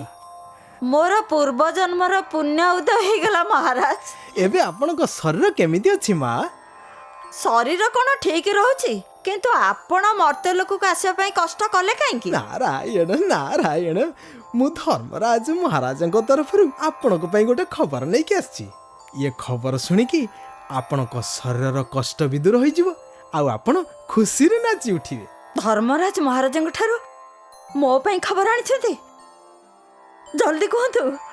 माताजी एबे आपण को दुख दूर होई गला बेली जानंतु। कारण आपण बहुत भाग्यशाली। अनेक जन्मर पुण्य कर्म कला परे जाई कहा को एमिति भाग्य मिले। सेथि पई जल्दी प्रस्तुत ही जानतु। अच्छा ताहले आपण मते स्वर्ग को नै जिबा को आछंदी? स्वर्ग को जिबा को कहार इच्छा नै किंतु एबे तो मते एठी बहुत काम करबा को बाकी अछि। एबे तो म स्वर्ग को जाई परिबिनी। अरे मौसी एबे आपण को ए बयस रे को काम करबा को बाकी अछि? एबे तो आपण संसार सागर रो कूल रे पहुंची गलिनी। नारद मुनि आसंता सप्ताह रे मो नातीर बाहाघर होबार अछि। आउ जौतुके मोटा पैसा मिलिबार अछि। आउ जना नाई कौन कौन सब मिलिबो। मो पुओ ए बाहाघर रे बहुत पैसा खर्च करछि। किंतु माउसी एमिति दुनिया रे तो बहुत काम चली थिबो किंतु स्वर्ग को आसीबार एमिति सुवर्ण सुजोग आपण को आउ मिलिबोनी। किंतु आपण मो पछर काई पडिचंदी? एते बड़ दुनिया पडिछि काहा को हेले नै जा ना। मु थरे कहि देली ना स्वर्ग को मोर जिबार नाही माने जिबार नाही। किंतु एबे तो आपण कहतिले ना कि हे भगवान मते स्वर्ग को नहीं जाओ मते स्वर्ग को नहीं जाओ। ताहले मानि नियंतु कि भगवान आपण को प्रार्थना सुनिचंती आउ स्वर्ग को आसीबा पे निमंत्रण पठेइचंती। पुणी कथा अटकिला कोठी? चलंतु प्रस्तुत ही जांतु। अरे नारद तमे केमिति कथा कहउछ क्यो? गोटे पटे मो नातीर बाहाघर एते बड़ खुशी खबर ଆଉ ତମେ ମତେ ସ୍ୱର୍ଗକୁ ଆସିବା କଥା କହୁଛ? ମୋର ତମ ସାଙ୍ଗରେ ସ୍ୱର୍ଗକୁ ଯିବାର ନାହିଁ। ତମ ସ୍ୱର୍ଗ ଚୁଲିକି ଯାଉ ହୋ। ନାରାୟଣ ନାରାୟଣ, ଇଏ ବୃଦ୍ଧା ବି ସ୍ୱର୍ଗକୁ ଆସିବା ପାଇଁ ପ୍ରସ୍ତୁତ ନୁହଁ। ଏତେ ଦୁଃଖ ଅପମାନ ବେମାରୀ ଥିଲେ ବି ଇଏ ସଂସାରର ମାୟାକୁ ତ୍ୟାଗ କରିବାକୁ ଚାହୁଁନି। ଧର୍ମରାଜ ସତ କହୁଥିଲେ ଯେ ଏ ସଂସାରରେ ମନୁଷ୍ୟ କେତେ ବି ଦୁଃଖୀ ହଉ, ଅଶାନ୍ତ ହଉ, ତଥାପି ପ୍ରକୃତ ହୃଦୟରେ ସ୍ୱର୍ଗକୁ ଆସିବା ପାଇଁ ଚାହେଁନି। ମଣିଷ ପାପ ପଙ୍କରୁ ଯେତେ ଉଠିବାକୁ ଚାହିଁଲେ ବି ସେଇ ପାପ ପଙ୍କରେ ସେତିକି ବୁଡ଼ି ବୁଡ଼ିଯାଏ। ଅଦ୍ଭୁତ ଏ ସଂସାର। ଏ ସଂସାର ଲୋକ ଦୁଃଖୀ ଅଟନ୍ତି, ବିବ୍ରତ ଅଟନ୍ତି, ଅଶାନ୍ତ ଅଟନ୍ତି, ଦୁଃଖ ଛାଡ଼ି ସୁଖ ପାଇବାକୁ ଚାହାନ୍ତି, କିନ୍ତୁ ସବୁବେଳେ ସୁଖରେ ଭରି ରହିଥିବା ସ୍ୱର୍ଗକୁ ଆସିବାକୁ କେବେ ଚାହାନ୍ତିନି। ମାୟା ତା ପଞ୍ଝାରେ ଏ ସଂସାରକୁ ଜାବୁଡ଼ି ଧରିଛି। ମଣିଷ ତା ପଞ୍ଝାରୁ ମୁକୁଳି ହିଁ ପାରୁନି। କାହାକୁ ଭେଟିବି, ଏବେ କୋଉଠିକି ଯିବି, କାହାକୁ ନେବି? ଛାଡ଼, ଏସବୁ କଥା ଯାଇ ଏବେ ଧର୍ମରାଜଙ୍କୁ କହେ। ନାରାୟଣ ନାରାୟଣ। ପ୍ରଣାମ ମହାରାଜ। ଆସନ୍ତୁ ନାରଦ, ସଭାରେ ଆପଣଙ୍କୁ ସ୍ୱାଗତ କରୁଛି। ଧନ୍ୟବାଦ। ଲାଗୁଛି ଆପଣ ନିଜ ପ୍ରତିଜ୍ଞା ପୂରଣ କରିକି ଆସିଛନ୍ତି। ନାରାୟଣ ନାରାୟଣ, ଆପଣ ମୋତେ ଲଜ୍ଜା ଦିଅନ୍ତୁନି। ମୁଁ ମୃତ୍ୟୁ ଲୋକରେ ବହୁତ ଜଣଙ୍କ ପାଖକୁ ଯାଇକି ଆସିଲି। ଜଣ ଜଣ କରି ପଚାରିଲି, ଆଉ ସ୍ୱର୍ଗକୁ ଆସିବା ପାଇଁ ବୁଝେଇଲି। ସେମାନଙ୍କ ଭୁଲ କର୍ମକୁ ଦେଖିକି ବି ମୁଁ ସେମାନଙ୍କୁ ସ୍ୱର୍ଗ ଆସିବାର ପ୍ରଲୋଭନ ଦେଖେଇଲି। ତା ସତ୍ତ୍ୱେ ବି ପ୍ରକୃତ ହୃଦୟରେ ସ୍ୱର୍ଗକୁ ଆସିବା ପାଇଁ କେହି ବି ପ୍ରସ୍ତୁତ ନୁହନ୍ତି। ମୋ ସହିତ ଜଣେ ବି ମନୁଷ୍ୟ ସ୍ୱର୍ଗକୁ ଆସିବା ପାଇଁ ରାଜି ହେଲେନି। କ୍ଷମା କରନ୍ତୁ ମହାରାଜ, ମୁଁ ନିଜ ଜିଦି ପାଇଁ ବହୁତ ଲଜ୍ଜା ଅନୁଭବ କରୁଛି। କିନ୍ତୁ ଆପଣ ସଂସାରରେ ଯେ ସ୍ୱର୍ଗର ପ୍ରକୃତ ଯୋଗ୍ୟ ମଣିଷ, ସେମାନଙ୍କ ପାଖକୁ ତ ଆପଣ ଯାଇ ହିଁ ନାହାନ୍ତି। ଆଉ ଆପଣ ସେମାନଙ୍କୁ ସାକ୍ଷାତ ନ କରି ଚାଲି ଆସିଲେ। ସ୍ୱର୍ଗ ପାଇଁ ଯୋଗ୍ୟ ମଣିଷ, ସେଇ ଭାଗ୍ୟଶାଳୀ ମଣିଷ କିଏ ମହାରାଜ? ସେମାନଙ୍କ ଭିତରୁ ଜଣେ ହେଲେ ରାଜଯୋଗୀ ପ୍ରକାଶ। ଜାଣନ୍ତୁ, ସେ ସଂସାର ପାଇଁ ଗୋଟିଏ ବତୀଘର ହେଇଗଲାଣି। ମୁଁ ଆପଣଙ୍କୁ ନିଜ ମୁହଁରେ ତାଙ୍କ ପ୍ରଶଂସା କରିବା ବଦଳରେ ତାଠାରୁ ଭଲ ହବ ଆପଣ ପ୍ରକାଶକୁ ନିଜେ ଯାଇ ସାକ୍ଷାତ କରନ୍ତୁ, ଆଉ ସବୁ କଥା ଦେଖି ଆସନ୍ତୁ। ନାରାୟଣ ନାରାୟଣ। ମହାରାଜ, ମୁଁ ଅବଶ୍ୟ ଏଇ ରାଜଯୋଗୀ ପ୍ରକାଶ ବାବୁଙ୍କୁ ସାକ୍ଷାତ କରିବି, ଆଉ ଏବେ ସେଇ ମହାତ୍ମାଙ୍କ ଦର୍ଶନ କରି ସ୍ୱର୍ଗକୁ ଆସିବା ପାଇଁ ନିମନ୍ତ୍ରଣ ଦେବାକୁ ମୃତ୍ୟୁ ଲୋକକୁ ଯାଉଛି।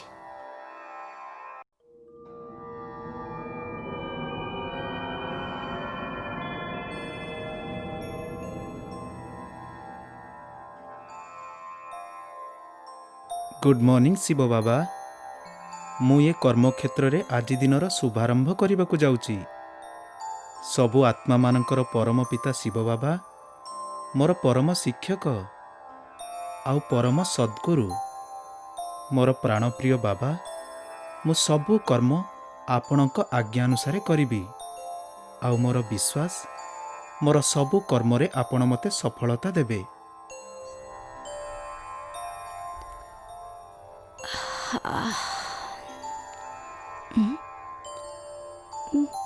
ବାପା, ତୁ ଏତେ ଜଲ୍ଦି? Good morning mummy. ସୁଖୀ ରହ ବାବା। ଯେବେଠୁ ତୁ ଟ୍ରାନ୍ସଫର ହୋଇ ଆସିଲୁଣି, ମୁଁ ଦେଖୁଛି ସେବେଠୁ ତୁ ଜଲ୍ଦି ଉଠି ଯାଉଛୁ। ଜାଣିପାରୁନି ତୁ ଏମିତି ଉଠିକି କ'ଣ କରୁଛୁ। ମମି, ସକାଳୁ ଉଠିକି ଭଗବାନଙ୍କ ଧ୍ୟାନ କରିବା, ତାଙ୍କୁ ମନେ ପକାଇବା ଆଉ ତାଙ୍କ ସହ କଥା ହେବାକୁ ମୋତେ ବହୁତ ଭଲ ଲାଗୁଛି। ହେଲା ଯେ ତୁ ସକାଳ 6ଟା 7ଟା ବେଳକୁ ଉଠିକି ବି ଭଗବାନଙ୍କୁ ଧ୍ୟାନ କରିପାରିବୁ।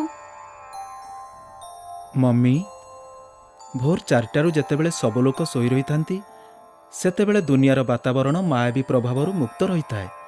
ଏହି ଅମୃତବେଳା ସମୟରେ ଭଗବାନଙ୍କ ସହ ଯୋଗ ଲଗାଇବା ଆଉ ତାଙ୍କ ସହ କଥା ହେବା ସହଜ ହୋଇଥାଏ, କାରଣ ଏହି ସମୟରେ ଆମେ ଭଗବାନଙ୍କ ସହ ସିଧା କଥା ହେଇପାରିବା, ଆଉ ଭଗବାନ ବି ଆମ ସହିତ କଥା ହେଇପାରନ୍ତି, ଆଉ ଏହି ସମୟରେ ବିଶେଷ ଶକ୍ତି ମଧ୍ୟ ମିଳିଥାଏ। ବାବା, ମୁମ୍ବାଇ ଯାଇକି ଆସିଲା ପରେ ତୁ କେତେ ବଦଳିଗଲୁ।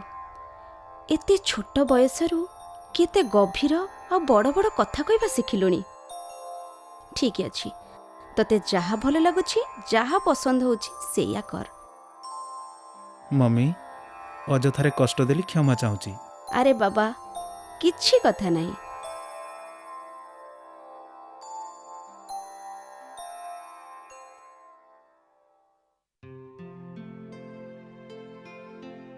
ପ୍ରକାଶ ଆ ବାବା ଆ ଜଳଖିଆ ଖାଇବା। ଆଜ୍ଞା ମମି। ପ୍ରକାଶ ତୁ ତ ଏତେ ବଦଳି ଯାଇଛୁ, ତତେ ପାଖ ପଡ଼ୋଶୀ ଲୋକ ଦେଖିଲେ ଚିହ୍ନି ହିଁ ପାରିବେନି। ଆରେ 5 ବର୍ଷ ପୂର୍ବରୁ ଆମ ପ୍ରକାଶ ଏତେ ଚଞ୍ଚଳ ସ୍ୱଭାବର ଥିଲା ଯେ ତା ପିଲାଳିଆମି ଯୋଗୁଁ ପାଖ ପଡ଼ିଶା ସମସ୍ତେ ବିରକ୍ତ ହୋଇଯାଉଥିଲେ।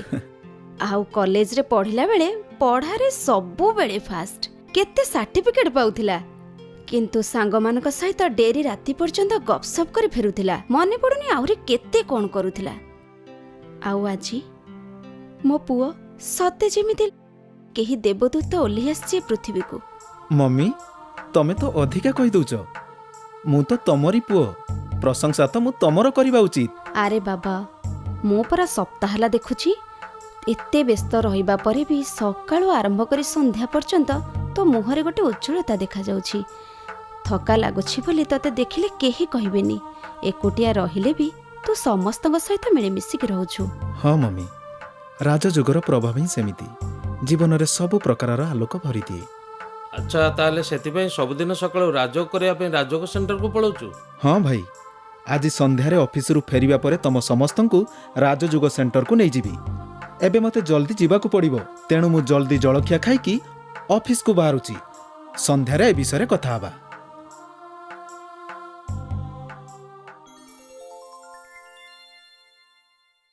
दरवेश तुम यही संगे संगे Patel and Patel company file नहीं कि मो केबिन को आस। କିନ୍ତୁ ସାର୍ ସେ ଫାଇଲଟା ତ ମୋ ଟେବୁଲ କୁଆଡ଼େ ହଜିଯାଇଛି। କାଲି ଯାଏ ତ ଯତ୍ନରେ ମୁଁ ତାକୁ ମୋ ଟେବୁଲ ଉପରେ ରଖିଥିଲି। अरे कोठी अच्छी ताको खोजी बाहर कर, मते आज ही से कामटा करिया पे पड़िबो। କିନ୍ତୁ ସାର୍ ଏବେ ମୁଁ କୋଉଠି ଖୋଜିବି ତାକୁ? ସେଟା ତ ମୋ ଟେବୁଲ ଉପରେ ହିଁ ନାହିଁ। अरे की अद्भुत कथा कहूछ तमे। अरे सेटा तो तम टेबुल फाइल कुआडे हजी गला। କିନ୍ତୁ ସାର୍ ଏମିତି ହିଁ ଥିବ କି ଟେବୁଲ ଉପରେ ନେଇଯାଇଥିବ କି? ଆଉ ଆପଣ ସମସ୍ତଙ୍କ ଟେବୁଲ ଯାଞ୍ଚ କରୁନାହାନ୍ତି କାହିଁକି? सुरेश कोठी छु सुरेश? हाँ सर। सुरेश सुन। आज्ञा सर। एबे एई मुहूर्त रे पूरा ऑफिस सारा खोज आउ Patel and Patel company file को आनी मते दे। आज्ञा सर।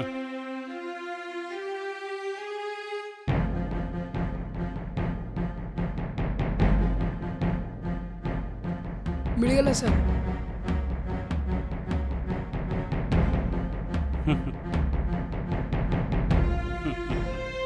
ଏତେ ବଢ଼ିଆ ଲୋକ ପୁଣି ଏମିତି ଖରାପ କାମ। ମୁହଁରେ ରାମ ନାମ ଆଉ ପକେଟରେ ଛୁରୀ ଧରି ବୁଲୁଛି। प्रकाश बाबू आपण एते भल बोली जना पड़ुछंती आउ एमती खराब काम करूछंती। अरे मु तो स्वप्न रे भाई पारुनी आपण एमती खराब काम करि परंतु बोली। जानि छंती ए फाइल केते इंपोर्टेंट मो पई। एक रे तो चोरी करछंती और पुणी केथरे गड़बड़ भी करछंती। हां एबे कोन करबी फाइल को? प्रकाश बाबू आपण ओटे काम करंतु, आपण एबे एई मुहूर्त रे एटू चली जांतु। कमिशनर बाबू मु तो ये फाइलटा केबे छुईनी मध्य, मु तो याको प्रथम थर पई देखुची। मो पई तो ये फाइल एटू बाहरिबा बहुत बड़ आश्चर्यर घटना। प्रकाश बाबू मु किछि सुनिबा को चाहुनी, आपण एई मुहूर्त रे एटू बाहरी जांतु। सर मु मझिरे कहूची बोली क्षमा चाहूची, किंतु मु किछि कहइबा को चाहूची। कुह कोन कहइबा को चाहुचो? सत्य कौन मु कहूची। गोटे निर्दोष को दोषी साब्यस्त हवा देखि मु सही पारुनी। ए काम को अन्य जनकर, प्रकाश बाबूंकर नुहे। आउ ए चमत्कार करवा लोक आउ जणे। माने तमे कोन कहबे चाहुचो? माने होची ए काम हमर दरवेश बाबू आउ जयेश बाबूंकर। से माने ही ए सब घटना घटैछंती। ए दी जण जेतेबेले सकाळे ऑफिस आसीबा समय रे प्लान करूथले।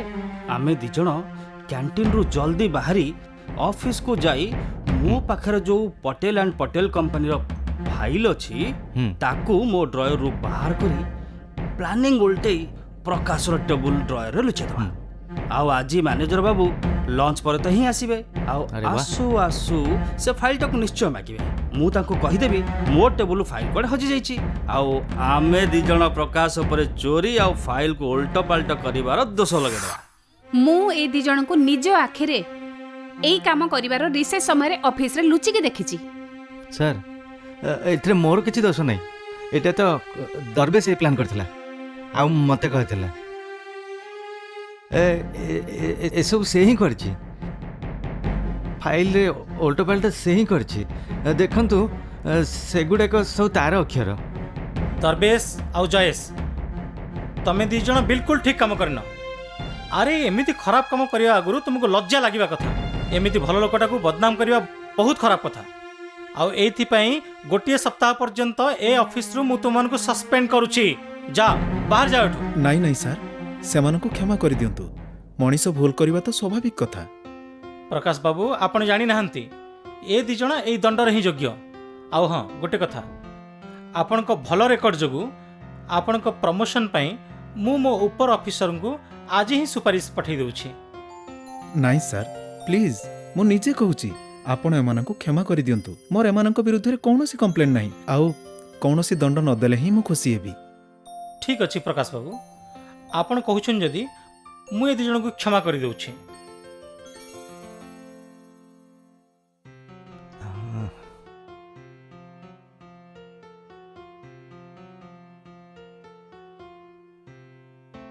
କ୍ଷମା କରିଦିଅନ୍ତୁ ଆଜ୍ଞା ପ୍ରକାଶ ବାବୁ ଆପଣ କେତେ ଭଲ ଆମେ ଆପଣଙ୍କ ଉପକାର କେବେ ବି ଭୁଲି ପାରିବୁନି ସେମିତି କିଛି ଭାବନ୍ତୁନି ଭାଇ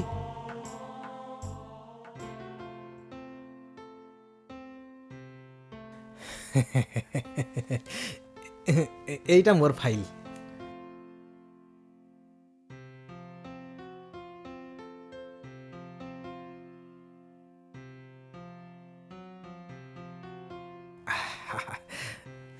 ଦଲପତରାମ ବାବୁ ମୁଁ ଆପଣଙ୍କ ଫାଇଲ ଦେଖିଲି କିନ୍ତୁ ଏଥିରେ ଅନେକ ଗୁଡ଼ିଏ ଭୁଲଭାଲ ଅଛି ଆଉ ଏଥିରେ ଏନ୍ଓସି ମଧ୍ୟ ନାହିଁ ନିୟମ ଅନୁସାରେ ଏ ଫାଇଲ ପାସ୍ କରିବାକୁ ହେଲେ ସବୁ ପେପର ଆପଣଙ୍କୁ ଦେବାକୁ ପଡ଼ିବ ପ୍ରକାଶ ବାବୁ ଯଦି ଆପଣ ଚାହାନ୍ତି ତେବେ ବିନା ପେପରରେ ବି ଫାଇଲ ଆପ୍ରୁଭ୍ ହେଇଯିବ ଆପଣ କିଛି କରନ୍ତୁ ନା ଆପଣଙ୍କୁ ଏନ୍ଓସି ଦରକାର ନା ସେଇଟା ତ ମୁଁ ଆଣିଛି କିନ୍ତୁ ସେଇଟା ବେକାର ହେଲେ ଆପଣ ଫାଇଲରେ ତାକୁ ରଖି ପାସ୍ କରିଦିଅନ୍ତୁ ନା କାରଣ ଏମିତିରେ ବି କମିଶନରଙ୍କୁ ଆପଣଙ୍କ ଉପରେ ପୁରା ବିଶ୍ୱାସ ଅଛି ମୋର କାମ ବି ହେଇଯିବ ଆଉ ମୁଁ ଆପଣଙ୍କୁ ଖୁସି ବି କରିଦେବି ବାସ୍ ଆପଣ ଖାଲି ମୋ କାମଟା କରିଦିଅନ୍ତୁ ନା ମାନେ ମୁଁ କିଛି ବୁଝିପାରିଲିନି ଆରେ ପ୍ରକାଶ ବାବୁ ମୋ ପ୍ରୋଜେକ୍ଟ 1,000 ଟଙ୍କାର ଜାଣନ୍ତୁ 5% ଆପଣଙ୍କର ମୁଁ ଏବେ 5 ଲକ୍ଷ ଦେବାକୁ ପ୍ରସ୍ତୁତ ଦଲପତରାମ ବାବୁ ନିୟମ ଅନୁସାରେ ଆପଣଙ୍କୁ ଏ ପ୍ରୋଜେକ୍ଟ ପାସ୍ କରିବାର ଅଛି ତ ସବୁ ପେପର ଆପଣଙ୍କୁ ଦେବାକୁ ପଡ଼ିବ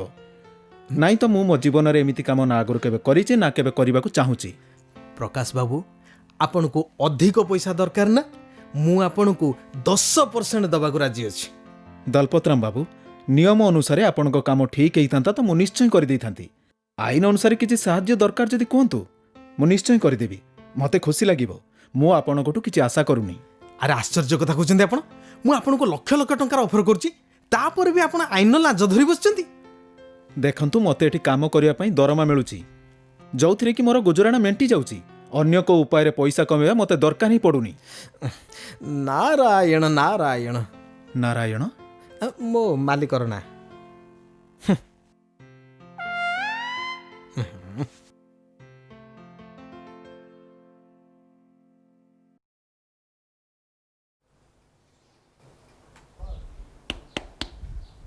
କିଏ ମୁଁ ମୋନା କିଏ ଆସିଲା ଏତେବେଳେ ଆପଣ ଜୟ ଶ୍ରୀକୃଷ୍ଣ ମାଉସୀ ଜୟ ଶ୍ରୀକୃଷ୍ଣ ମୁଁ ମୋନା ପ୍ରକାଶ ସହିତ ଅଫିସରେ କାମ କରେ ଆପଣ ପ୍ରକାଶର ମା ହେବେ ନା ହଁ କିନ୍ତୁ ପ୍ରକାଶ ସେ ବି ଘରେ ନାହିଁ ମାଉସୀ ମୁଁ ଆପଣଙ୍କ ପାଖକୁ ଆସିଛି ମୋ ପାଖକୁ ଠିକ୍ ଅଛି ଆସ ବସ ମୋ ପାଖକୁ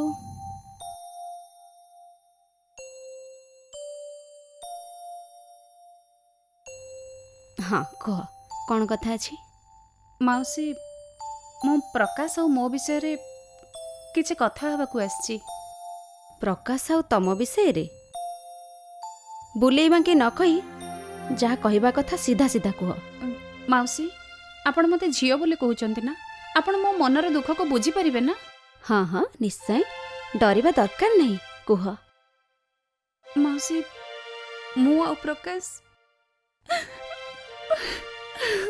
ତମେ ଆଉ ପ୍ରକାଶ କ'ଣ ହେଲା କୁହ ଝିଅ କାନ୍ଦିନି ମତେ ନିଜ ମା ବୋଲି ଭାବିକି ମନ କଥା ଖୋଲିକି କହ କ'ଣ ହେଇଛି? ମାଉସୀ ଆମେ ଦି ଜଣ ପରସ୍ପରକୁ ବହୁତ ଭଲ ପାଉ। ଆମେ ଦୁହେଁ ସବୁବେଳେ ଅଫିସର ବାହାରେ ମିଳାମିଶା କରୁ। ମୁମ୍ବାଇରେ ବି ମୁଁ ତା ସାଥିରେ ଥିଲି। ଏଇଟା ଆମର ଅନେକ ଦିନର ଭଲ ପାଇବା। କିନ୍ତୁ ଏବେ କେତେ ଦିନ ପର୍ଯ୍ୟନ୍ତ ଅପେକ୍ଷା କରିବି? ମୋ ମା ବାପା ମୋ ବାହାଘର କରିବାକୁ ଚାହୁଁଛନ୍ତି, କିନ୍ତୁ ଆମ ପରସ୍ପରକୁ ଆମେ ଜୀବନ ସାଥୀ ବୋଲି ମାନି ନେଇଛୁ।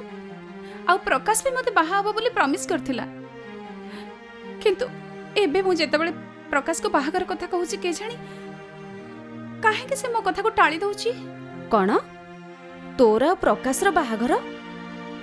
କାହିଁ ପ୍ରକାଶ ତ ଆଜି ଯାଏ ମତେ କିଛି ବି କହିନି, ଆଉ ତୋ ବିଷୟରେ ବି କେବେ କିଛି ମତେ କହିନି। ସେଥିପାଇଁ ତ ମାଉସୀ ମୋତେ ଆସିବାକୁ ପଡ଼ିଲା। ଜାଣିପାରୁନି ପ୍ରକାଶ ବାହା ହେବା ପାଇଁ ହଁ କାହିଁକି କହୁନି। ମମି ମୁଁ ଆସିଗଲି। ଆ ବାପା ଆମେ ତୋ ବିଷୟରେ ହିଁ କଥା ହେଉଥିଲୁ। ମୋ କଥା? ତମ ଅଫିସରୁ ମୋନା ଆସିଛି। ମୋ ଅଫିସରୁ ମୋନା? ହେଇଟି। ଆରେ ଭଉଣୀ ଆପଣ କିଛି ଖାସ୍ କଥା ଅଛି? ଆପଣ ମୋ ଘରକୁ ଆସିଛନ୍ତି ଯେ? ଦେଖିଲେ ମାଉସୀ ପ୍ରକାଶ କେମିତିଆ କଥା ମୋତେ କହୁଛି। ପ୍ରକାଶ ମୋନା ମତେ ତୁମ ଦୁଇ ଜଣଙ୍କ ବିଷୟରେ ସବୁ କିଛି ଜଣେଇଛି। ମୋ ବିଷୟରେ ସବୁ କିଛି ଜଣେଇଛି ମାନେ ମୁଁ କିଛି ବୁଝିପାରୁନି। ହେଲେ ହେଇଛି କ'ଣ? ବାବା ମତେ ସବୁ ସତ କହ, ତୋର ଆଉ ମୋନାର ସମ୍ପର୍କ କ'ଣ? ଆଉ ତୁ ବି ମତେ ଏକଥା ଲୁଚେଇଥିଲୁ କାହିଁକି? ମୋନା ସହିତ ମୋର ସମ୍ପର୍କ? ତମେ କ'ଣ କହୁଛ ଯେ ମମି? ଆଜି ପର୍ଯ୍ୟନ୍ତ ମୁଁ ତମକୁ କୌଣସି କଥା ଲୁଚେଇନି। ତମକୁ ନିଶ୍ଚୟ କିଛି ଭୁଲ ସନ୍ଦେହ ହେଇଛି। ଭୁଲ ସନ୍ଦେହ ତ ଏବେ ଯାଏଁ ଥିଲା। ମୋନା ଆସିକି ମୋର ସବୁ ସନ୍ଦେହ ଦୂର କରିଦେଲା। ତୁ ତ ନିଜେ ନିଜକୁ ରାଜଯୋଗୀ ବ୍ରହ୍ମାକୁମାର କହି ହେଉଛୁ, ଆଉ ମତେ ଅନ୍ଧାରରେ ରଖିକି ତୁ ଏତେ ସବୁ କରିଗଲୁ। ନିଜକୁ ବ୍ରହ୍ମାକୁମାର କହିକି ଏସବୁ କରିବା ପାଇଁ ତତେ ଲଜ୍ଜା ଲାଗିଲାନି? ଲାଗୁଛି ତମେ ସମସ୍ତେ ମଜା କରିବା ମୋଡରେ ଅଛ। ଆରେ ମିଠା ବାବା, ଲାଗୁଛି ଗୋଟେ ବଢିଆ ଡ୍ରାମା ଚାଲିଛି ମୋ ସାମ୍ନାରେ। ତତେ ଏସବୁ ଡ୍ରାମା ପରି ଲାଗୁଛି? ତୁ ତ ନିଜେ ମୋନାର ଆଉ ମୋ ଜୀବନ ସାଥିରେ ମଜା କରି ଚାଲିଛୁ। ତୁ ନିଜେ ନିଜେ ଗୋଟେ ନାଟକ ଚଲେଇଛୁ। ଆରେ ମୋ ସୁନା ମମି, ଆଜି ତମକୁ କ'ଣ ହେଇଯାଇଛି? ପ୍ରକାଶ ତମେ କିଛି ନ ଜାଣିଲା ପରି ହୁଅନି। ଆଜି ତ ମୋ ମାଉସୀଙ୍କୁ ଆମ ପ୍ରେମ ସମ୍ପର୍କ ବିଷୟରେ ସବୁ କିଛି କହିଦେଇଛି, ଆଉ ଆମ ବାହାଘର କଥା ହବାକୁ ଆସିଛି। ମୋନା ଭଉଣୀ, ଆପଣ ଇଏ କ'ଣ କହୁଛନ୍ତି? ଆପଣ ଟିକେ ଭାବିଚିନ୍ତି କଥା କହିବା ଦରକାର। ଆମ ଭିତରେ ଅଫିସ କାମ ଛଡ଼ା ଆଉ କୌଣସି ସମ୍ପର୍କ ହିଁ ନାହିଁ। ଆରେ ଆପଣ ତ ମୋ ଭଉଣୀ ଭଳିଆ ହେବେ। ମୁଁ ତ ଏକଥା ସ୍ୱପ୍ନରେ ବି କଳ୍ପନା କରିନଥିଲି। ନାଇଁ ନାଇଁ ପ୍ରକାଶ, ତମେ ତମର ଏମିତି ଚିକଣିଆ କଥାରେ ମୋତେ ଧୋକା ଦେଇପାରିବନି। ମାଉସୀ ମାଉସୀ ଏବେ ତ ଆପଣ ହିଁ କେବଳ ମୋତେ ବଞ୍ଚେଇ ପାରିବେ। ପ୍ରକାଶ କୋଉ ଝିଅ ଏଭଳିଆ ମିଛ କାହିଁକି କହିବ? ଛି ଛି, ନା ନା, ନାଇଁ, ତୁ ମୋ ପୁଅ ହେଇପାରିବୁନି। ମୋ ପୁଅ ଏମିତି କରି ହିଁ ପାରିବନି। ତୁ ଯା ଯା ଏଠୁ, ତୁ ଏଠୁ ପଳେଇ ଯା। ମୁଁ ବି ତ ମୁହଁ ଦେଖିବାକୁ ଚାହୁଁନି। ମମି ତମେ ମୋ ଉପରେ ବିଶ୍ୱାସ ରଖ, ମୁଁ ସତ କହୁଛି। ଏବେ ତ ତତେ ମନା ସହିତ ବାହା ହେବାକୁ ପଡ଼ିବ, ନଚେତ୍ ଏ ଘର ଛାଡ଼ି ଯିବାକୁ ପଡ଼ିବ। ବାସ୍, ତୋ ପାଇଁ ଆଉ କୌଣସି ରାସ୍ତା ନାହିଁ। ମମି ମୁଁ କୌଣସି ମୂଲ୍ୟ ଦେଇ ମଧ୍ୟ ମୋର ବ୍ରହ୍ମଚାରୀ ଜୀବନକୁ ବର୍ବାଦ କରିପାରିବିନି। ଯଦି ତମର ଏହି ଶେଷ ନିଷ୍ପତ୍ତି, ତାହେଲେ ମୁଁ ଘର ଛାଡ଼ି ଚାଲି ଯାଉଛି। କାରଣ ମୋ ପାଇଁ ପବିତ୍ର ଜୀବନ ହିଁ ସବୁ କିଛି। ମୁଁ ପରମାତ୍ମାଙ୍କ ଆଦେଶକୁ କୌଣସି ପ୍ରକାରେ ଛାଡ଼ିପାରିବିନି। ମୋତେ କ୍ଷମା କରିଦିଅ।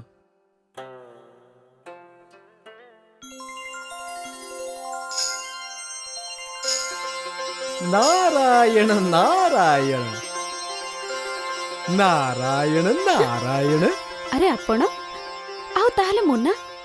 ମୋନା ନୁହେଁ ମାତାଜୀ, ମୁଁ ନାରଦ। ମୁଁ ଦେବଲୋକରୁ ଆସିଛି। ଆରେ ନାରଦ ପ୍ରଭୁ, ଆପଣ ପ୍ରଣାମ। ପ୍ରଣାମ ଆଉ ସମ୍ମାନ କରିବା ଯୋଗ୍ୟ ତ କେବଳ ଆପଣ ପ୍ରକାଶ ବାବୁ। ପ୍ରକାଶ ବାବୁ, ମାତାଜୀ ଯଦି ମୁଁ ଆପଣମାନଙ୍କୁ କଷ୍ଟ ଦେଇଥାଏ ତାହେଲେ ମୋତେ କ୍ଷମା କରନ୍ତୁ। ମୁଁ ପ୍ରକାଶ ବାବୁଙ୍କୁ ପରୀକ୍ଷା କରିବା ପାଇଁ ଆସିଥିଲି। ଏସବୁ କ'ଣ ହଉଛି? ଇଏ କ'ଣ ନାରଦ ପ୍ରଭୁ? ତେବେ ତେବେ କ'ଣ ଆପଣ ମୋନା ରୂପରେ ଆସିଥିଲେ? ଆଉ ମୋନା ଯୋଉ କଥା ସବୁ କହିଲା ସେସବୁ ଆପଣ କହିଥିଲେ ନା ସେସବୁ ମିଛ ଥିଲା? ନାରାୟଣ ନାରାୟଣ, ମୁଁ ହିଁ ମୋନାର ରୂପ ନେଇ ଆସିଥିଲି। ଆଉ ମୁଁ ମନଗଢ଼ା କାହାଣୀ କହି ପ୍ରକାଶ ବାବୁଙ୍କ ପରୀକ୍ଷା ନେବାକୁ ଚାହୁଁଥିଲି। କିନ୍ତୁ ଆପଣ କାହିଁକି ଏସବୁ କରିବାକୁ ଚାହୁଁଛନ୍ତି? କାରଣ ପ୍ରକାଶ ବାବୁଙ୍କ ଭଲପଣିଆ ଗୁଣ ଆଉ ମହାନତାକୁ ତ ମୁଁ ଦେଖିଲି, କିନ୍ତୁ ମୁଁ ତାଙ୍କର ଚରିତ୍ରର ପରୀକ୍ଷା ନେବାକୁ ଚାହୁଁଥିଲି। ସେଇଥିପାଇଁ ମୋନାର ରୂପ ନେଇ ମୁଁ ଏସବୁ କରୁଥିଲି। ଏବେ ମୁଁ ପ୍ରକାଶ ବାବୁଙ୍କ ଉତ୍ତମ ଚରିତ୍ର ଓ ଦିବ୍ୟ ଗୁଣ ଦ୍ୱାରା ଖୁବ୍ ପ୍ରଭାବିତ ହେଇଛି। ସତରେ ପ୍ରକାଶ ବାବୁ, ଆପଣ ପକ୍କା ରାଜଯୋଗୀ। ଆପଣ ସତରେ ବ୍ରହ୍ମା କୁମାର। ଏ ମାୟାବୀ ସଂସାରରେ ରହିକି ମଧ୍ୟ ଆପଣ ପଦ୍ମଫୁଲ ପରି ପବିତ୍ର ଆଉ ଦିବ୍ୟ ଜୀବନଯାପନ କରୁଛନ୍ତି। ଆଉ ମୁଁ ପ୍ରକାଶ ବାବୁଙ୍କୁ ସକାଳୁ ଅନୁଧ୍ୟାନ କରୁଛି। ଆଉ ଦଲପତରାମର ରୂପ ନେଇ ମୁଁ ହିଁ ତାଙ୍କୁ ଲାଞ୍ଚର ଲୋଭ ଦେବାକୁ ଆସିଥିଲି, କିନ୍ତୁ ଆପଣ ସେ ପରୀକ୍ଷାକୁ ବି ପାରି ହେଇଗଲେ। ସତରେ ଆପଣ ଧନ୍ୟ। ଏବେ ଏଇ ମନୁଷ୍ୟ ଲୋକରେ ଆପଣଙ୍କ ପରି ଚରିତ୍ରବାନ ଗୁଣବାନ ମଣିଷ ମୁଁ ପ୍ରଥମ କରି ଦେଖୁଛି। କି ଶବ୍ଦରେ ଆପଣଙ୍କ ମହାନତାର ବର୍ଣ୍ଣନା କରିବି? ଆପଣ ଧନ୍ୟ, ଆପଣ ମହାନ। ଆପଣଙ୍କ ଦର୍ଶନ କରି ମୁଁ ଧନ୍ୟ ଧନ୍ୟ ହେଇଗଲି। ଆପଣ ହିଁ ସ୍ୱର୍ଗର ଅଧିକାରୀ। ପ୍ରଭୁ, ଏଥିରେ ମୋର କୌଣସି ମହାନତା ନାହିଁ। ମହାନତା ଆଉ ମହିମା ତ ସେଇ ପରମ ପିତା ଶିବଙ୍କର, ଯାହାଙ୍କ କୃପାରୁ ଆମେ ଗୁଣବାନ ହେଇଛୁ ଆଉ ଆମ ଜୀବନ ଧନ୍ୟ ହେଇଛି। ପ୍ରକୃତରେ ଏସବୁ ଚମତ୍କାର ତାଙ୍କର।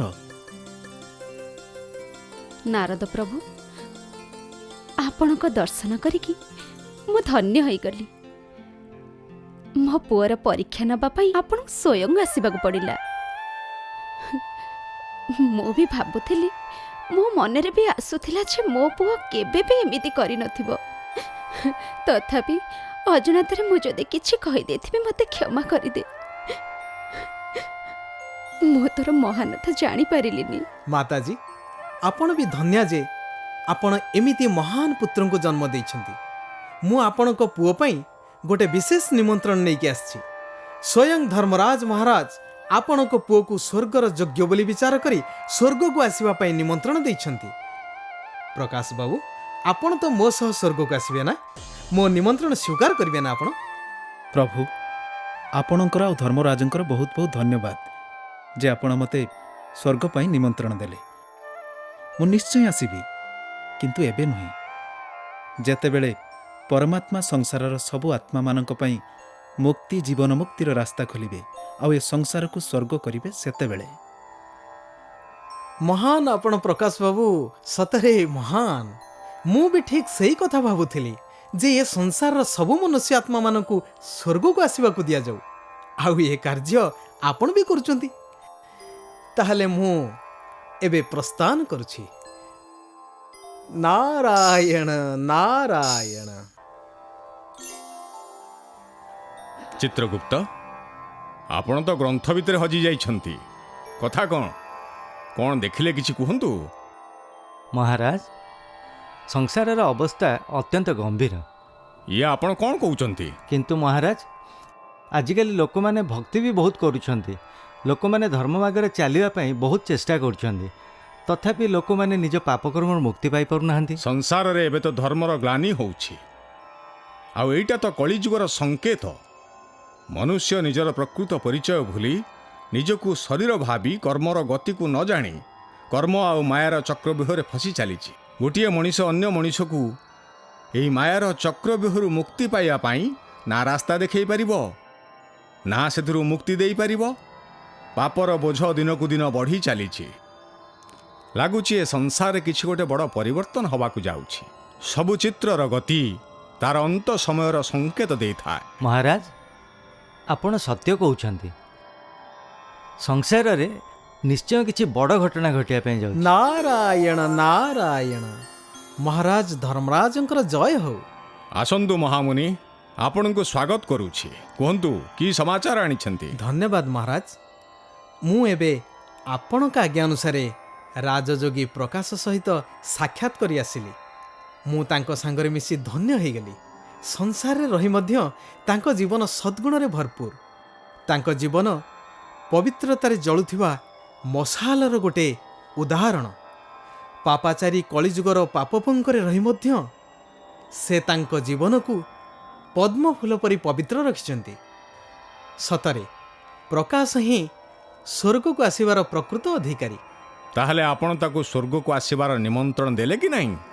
ଆଜ୍ଞା ମହାରାଜ, ମୁଁ ତାଙ୍କୁ ସ୍ୱର୍ଗକୁ ଆସିବାର ନିମନ୍ତ୍ରଣ ଦେଲି, ଆଉ ସେ ମଧ୍ୟ ସହର୍ଷରେ ସ୍ୱୀକାର କରିନେଲେ। କିନ୍ତୁ ସେ କହିଲେ, ପ୍ରଭୁ ଯେଉଁଦିନ ଏ ସଂସାରର ସମସ୍ତ ମନୁଷ୍ୟଙ୍କ ପାଇଁ ଜୀବନ ମୁକ୍ତିର ଦ୍ୱାର ଖୋଲିବେ, ଆଉ ଏ ସଂସାର ଦିନେ ସ୍ୱର୍ଗ ହେଇଯିବ, ସେଦିନ ମୁଁ ସ୍ୱର୍ଗକୁ ଆସିବା ପାଇଁ ପ୍ରସ୍ତୁତ ହେବି। ମୁନିବର, ପ୍ରକାଶ ସତ୍ୟ କହିଛନ୍ତି। ବାସ୍, ଏବେ ସ୍ୱର୍ଗର ଦ୍ୱାର ଖୋଲିବାର ସମୟ ଆସିଯାଇଛି। ସ୍ୱର୍ଗର ଦ୍ୱାର ଖୋଲିବାକୁ ଯାଉଛି? ହଁ ମୁନିବର, ଏକଥା ନିରାଟ ସତ୍ୟ ଅଟେ।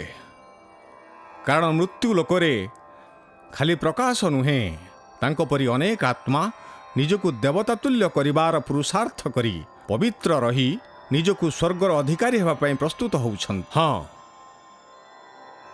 ଏବେ ସୃଷ୍ଟିର ମହାପରିବର୍ତ୍ତନ ହେବାକୁ ଯାଉଛି। ଆଉ ଏହି ଅନ୍ତିମ ପରିବର୍ତ୍ତନଶୀଳ ସମୟରେ ଜ୍ଞାନ, ଯୋଗ, ପବିତ୍ରତାକୁ ନେଇ ଆସୁଥିବା ଏ ନୂଆ ଦୁନିଆ ସ୍ୱର୍ଗ ପାଇଁ ପ୍ରସ୍ତୁତ ହେଉଛି। ସେଥିପାଇଁ ସୃଷ୍ଟିର ନିୟନ୍ତା ସ୍ୱୟଂ ବିଶ୍ୱ କଲ୍ୟାଣକାରୀ ସ୍ୱୟମ୍ଭୁ ପରମାତ୍ମା ଶିବ ରୁଦ୍ର ଗୀତା ଜ୍ଞାନ ଯଜ୍ଞର ଭାରତରେ ସ୍ଥାପନା କରି ବିଶ୍ୱ ପରିବର୍ତ୍ତନର କାର୍ଯ୍ୟ ଆରମ୍ଭ କରିଦେଇଛନ୍ତି। ଏ କଥା ଶୁଣି ଧନ୍ୟ ହେଲି ପ୍ରଭୁ। ମୁନିବର, ଏବେ କଳିଯୁଗ ତାର ଅନ୍ତିମ ଚରଣରେ। ଯେଉଁମାନେ ଏହି ଶେଷ ସମୟର ମଧ୍ୟ ଶେଷ ସମୟରେ ନିଜେ ନିଜକୁ ଆତ୍ମା ରୂପେ ସ୍ଥିତ କରି ପରମ ପିତା ପରମାତ୍ମାଙ୍କ ସହିତ ସବୁ ସମ୍ବନ୍ଧ ଯୋଡ଼ି ମାୟା ଅର୍ଥାତ୍ ପାଞ୍ଚ ବିକାରରୁ ମୁକ୍ତ ହୋଇ ରାଜଯୋଗର ଅଭ୍ୟାସ କରୁଛନ୍ତି, ଏମିତି ଅନେକ ଆତ୍ମା ସ୍ୱର୍ଗକୁ ଆସିବେ।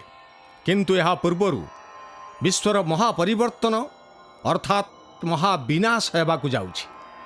ଏବେ ସମସ୍ତ ଆତ୍ମା ନିଜ କର୍ମ ଅନୁସାରେ ଫଳ ପାଇବେ ଏବଂ କିଛି ଆତ୍ମା ସ୍ୱର୍ଗକୁ ଆସିବେ।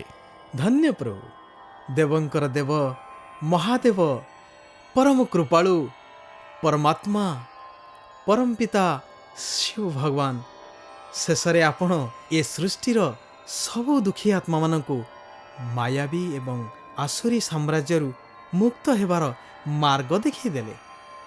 ହେ ପ୍ରଭୁ ଶିବ ଶମ୍ଭୁ, ଆପଣଙ୍କ ଲୀଳା ଅପରମ୍ପାର। ମୋ ମନ ବି କଲ୍ୟାଣକାରୀ ପରମ ପିତା ପରମାତ୍ମା ଶିବଙ୍କ ଦ୍ୱାରା ରଚନା ହୋଇଥିବା ରୁଦ୍ର ଗୀତା ଜ୍ଞାନ ଯଜ୍ଞକୁ ଦେଖିବା ପାଇଁ ବ୍ୟାକୁଳ ହେଉଠିଛି। ମୁଁ ଏହି ଜ୍ଞାନ ଯଜ୍ଞକୁ ଦେଖି ନିଜକୁ ଧନ୍ୟ କରିବା ପାଇଁ ମୁଁ ଏବେ ମୃତ୍ୟୁ ଲୋକକୁ ଯାଉଛି। ଅବଶ୍ୟ ଯାଆନ୍ତୁ। ପ୍ରଣାମ ମହାରାଜ। ନାରାୟଣ ନାରାୟଣ। ଆଜି ମୁଁ ମୋର ସାନ ଭଉଣୀର ବାହାଘରର ଅତିଥିମାନଙ୍କୁ ଆପଣଙ୍କର ଏଇ ଚଟପଟି ମିକ୍ସଚର ଖାଇବାକୁ ଦେଇଥିଲି। ଏଇ ଖରାପ ମିକ୍ସଚର ଖାଇ 2ଟି ଲୋକଙ୍କର ଜୀବନ ଯାଇଛି, ଆଉ 30ଟି ଲୋକ ହସ୍ପିଟାଲରେ ପଡ଼ିଛନ୍ତି। ଆଉ ଏସବୁର ଦୋଷୀ ହେଉଛନ୍ତି ଆପଣ ହିଁ ଆପଣ। କାରଣ ଡକ୍ଟର କହିଛନ୍ତି ଏସବୁ ଫୁଡ୍ ପଏଜନିଂ ଯୋଗୁଁ ହୋଇଛି, ଫୁଡ୍ ପଏଜନିଂ ଯୋଗୁଁ। ଆପଣ କେମିତି ଏକଥା କହିପାରୁଛନ୍ତି ଯେ ଆମ ମିକ୍ସଚର ଯୋଗୁଁ ଲୋକମାନଙ୍କର ଏ ଅବସ୍ଥା ହେଇଛି? ଦେଖନ୍ତୁ, ଆମର ଇଏ ଚଟକ ପଟକ ମିକ୍ସଚର ଖାଲି ଏ ସହରରେ ନୁହେଁ, ସାରା ରାଜ୍ୟରେ ଲୋକପ୍ରିୟ ହେଇଛି। ଆଉ ଆଜି ଯାଏ କେହି ଅଭିଯୋଗ କରିନାହାନ୍ତି। ଆଉ ବିନା କାରଣରେ ଆପଣ ମୋତେ ଦୋଷୀ ବୋଲି କହିପାରିବେନି, ବୁଝିଲେ? ଯାଅ, ଯାଇକି ପଚାର ଆଉ କିଛି ଖାଦ୍ୟ ଖାଇ ଏମିତି ଅବସ୍ଥା ହେଇନି ତ। ଯାଅ। ଦେଖନ୍ତୁ ସେଠ, ଆପଣଙ୍କୁ ଯଦି ବିଶ୍ୱାସ ଆସୁନି ତ ଆପଣ ହସ୍ପିଟାଲକୁ ଆସି ଦେଖିପାରନ୍ତି। ଆଉ ଏମିତିରେ ବି ଆମ ପାଖରେ ଆପଣଙ୍କର ସେଇ ଖାଲି ମିକ୍ସଚର ପ୍ୟାକେଟ୍ ପଡ଼ିଛି, ଆଉ ବିଲ୍ ମଧ୍ୟ ଅଛି। ଏଇ ହେଉଛି ତାର ବିଲ୍। ଆଉ ଏମିତିରେ ଯଦି ଆପଣ ହସ୍ପିଟାଲକୁ ଆସିବେ ତାହେଲେ ଡକ୍ଟର ଆପଣଙ୍କୁ କହିପାରିବେ ଯେ କ'ଣ ହେଇଛି, କେମିତି ହେଇଛି, ଆଉ କେଉଁ ଜିନିଷ ଯୋଗୁଁ ହେଇଛି। ଏହାଠୁ ଅଧିକ ପ୍ରମାଣ ଆପଣଙ୍କୁ କ'ଣ ଦରକାର? ଦେଖ, ମୁଁ ଗୋଟେ ଜରୁରୀ କାମରେ ବାହାରକୁ ଯିବି, ଘଣ୍ଟେ ପରେ ମୁଁ ହସ୍ପିଟାଲରେ ପହଞ୍ଚିବି। ଦେଖନ୍ତୁ ସେଠ, ଆପଣଙ୍କୁ ଆସିବାକୁ ତ ପଡ଼ିବ, ନହେଲେ ୟାର ଫଳ କିଛି ଭଲ ହେବନି।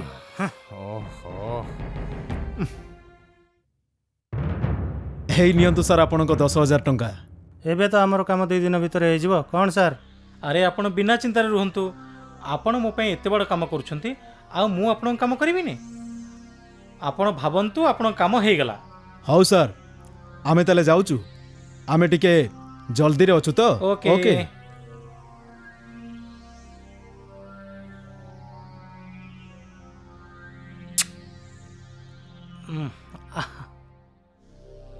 ମିଷ୍ଟର ସନତ କୁମାର, ଛିଡ଼ା ହୁଅନ୍ତୁ। Stand up. କିନ୍ତୁ ଆପଣ କିଏ? ଆମେ ଆଣ୍ଟି କରପ୍ସନ ବ୍ୟୁରୋରୁ ଆସିଛୁ, ଆଉ ଆପଣଙ୍କ ଅଫିସ ତଲାସି କରିବାକୁ ଆସିଛୁ। କିନ୍ତୁ ମୁଁ ମୁଁ ମୁଁ ମୁଁ କ'ଣ କରିଛି? ସେଇଟା ତ ପରେ ଜଣା ଆରେ ପଡ଼ିବ। ଆରେ ଆରେ ଭାଇ ଆପଣ ଏଇ ନିଅନ୍ତୁ ସାର୍। ଏଇଟା କ'ଣ? ଏତେ ପଇସା ଆପଣଙ୍କ ପାଖରୁ କୁଆଡ଼ୁ ଆସିଲା? ଦେଖନ୍ତୁ ଏଇଟା ମୋର ବ୍ୟକ୍ତିଗତ ପଇସା, ସେଥିରେ ଆପଣଙ୍କର କ'ଣ ଅଛି? ଦେଖନ୍ତୁ ମିଷ୍ଟର, ବହୁତ ହେଇଗଲାଣି ଏବେ। ଆପଣଙ୍କ ଅଫିସକୁ ଯେଉଁ 2 ଜଣ ଲୋକ ଆସିଥିଲେ ତାଙ୍କଠୁ ଆପଣ 10,000 ଟଙ୍କା ଲାଞ୍ଚ ଆକାରରେ ନେଇଥିଲେ। ଏବେ ଏହାର ଲାବୋରେଟୋରୀ ଯାଞ୍ଚ ହେବ। ଆପଣଙ୍କୁ ଆମ ସାଙ୍ଗରେ ଆସିବାକୁ ହେବ। ଚାଲନ୍ତୁ। ଆରେ ଆରେ ଭାଇ ଆରେ ଇଏ କ'ଣ ହଉଛି? ଆରେ ଭାଇ ଉଠନ୍ତୁ ଉଠନ୍ତୁ। ଇଏ କ'ଣ ହଉଛି? ପ୍ଲିଜ ମୋ କଥା ଟିକେ ଶୁଣନ୍ତୁ। ଉଠନ୍ତୁ। ଏମିତି କାହାକୁ ମାରିବା ଜମା ଭଲ କଥା ନୁହେଁ। ଧନ୍ୟବାଦ ଭାଇ, କିନ୍ତୁ ମୋତେ କ୍ଷମା କରିବେ, ମୁଁ ଆପଣଙ୍କୁ ଚିହ୍ନି ପାରିଲି ନାହିଁ। ଆପଣ ଆପଣ କିଏ? ମୋତେ ମୋତେ ମରିବାରୁ ବଞ୍ଚେଇଲେ। ମୋ ନାଁ ପ୍ରକାଶ। ମୁଁ ଏଠି ପାଖରେ ବିଜୟନଗରରେ ହିଁ ରହୁଛି। ଆପଣଙ୍କ ବଞ୍ଚିବା ତ ଆପଣଙ୍କ ଭାଗ୍ୟରେ ଥିଲା। ମୁଁ ତ ନିମିତ୍ତ ମାତ୍ର ଭାଇ।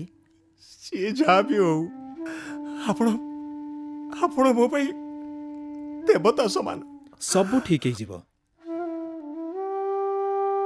ପ୍ରକାଶ ବାବୁ, ମୁଁ ମୋ ନିଜ ଦୋଷକୁ ଜାଣିପାରିଛି। ମୋ ବ୍ୟବସାୟ କାରଣରୁ ମୁଁ ମୋର ଗୋଟିଏ ବୋଲି ପୁଅକୁ ହରେଇଛି। ପ୍ରକାଶ ବାବୁ, ମୁଁ ବହୁତ ଅଶାନ୍ତ ଆଉ ଦୁଃଖୀ।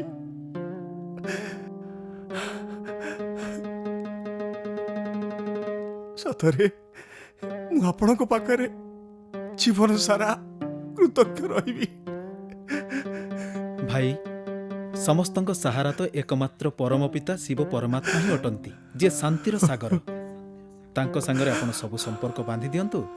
ଦେଖିବେ ଆପଣ ଦୁଃଖ ଓ ଅଶାନ୍ତିରୁ ମୁକ୍ତ ହୋଇ ସମ୍ପୂର୍ଣ୍ଣ ସୁଖ ଓ ଶାନ୍ତି ଅନୁଭବ କରିପାରିବେ।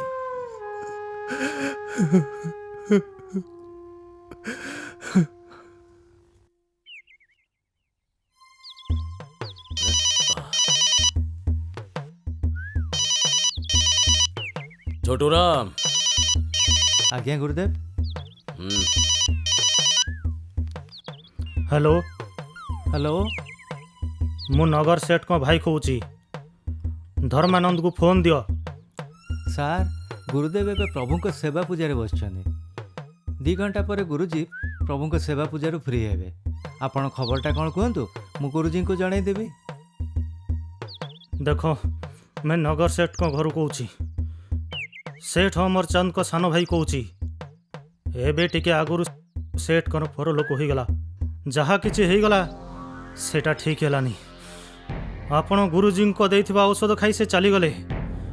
ଆପଣମାନଙ୍କୁ ମୁଁ ଛାଡ଼ିବିନି, ଦେଖିନେବି ସମସ୍ତଙ୍କୁ। ସେଇଠି ଅଛି ସେ। ଚାଲ ସମସ୍ତେ।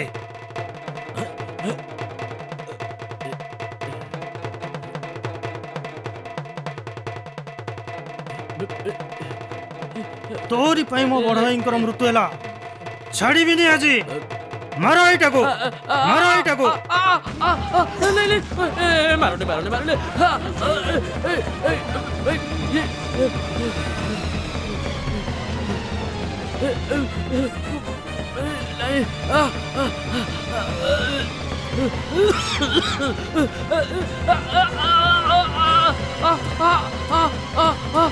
मारो नहीं, बोल के बोल नहीं। अरे अरे अरे बचाओ।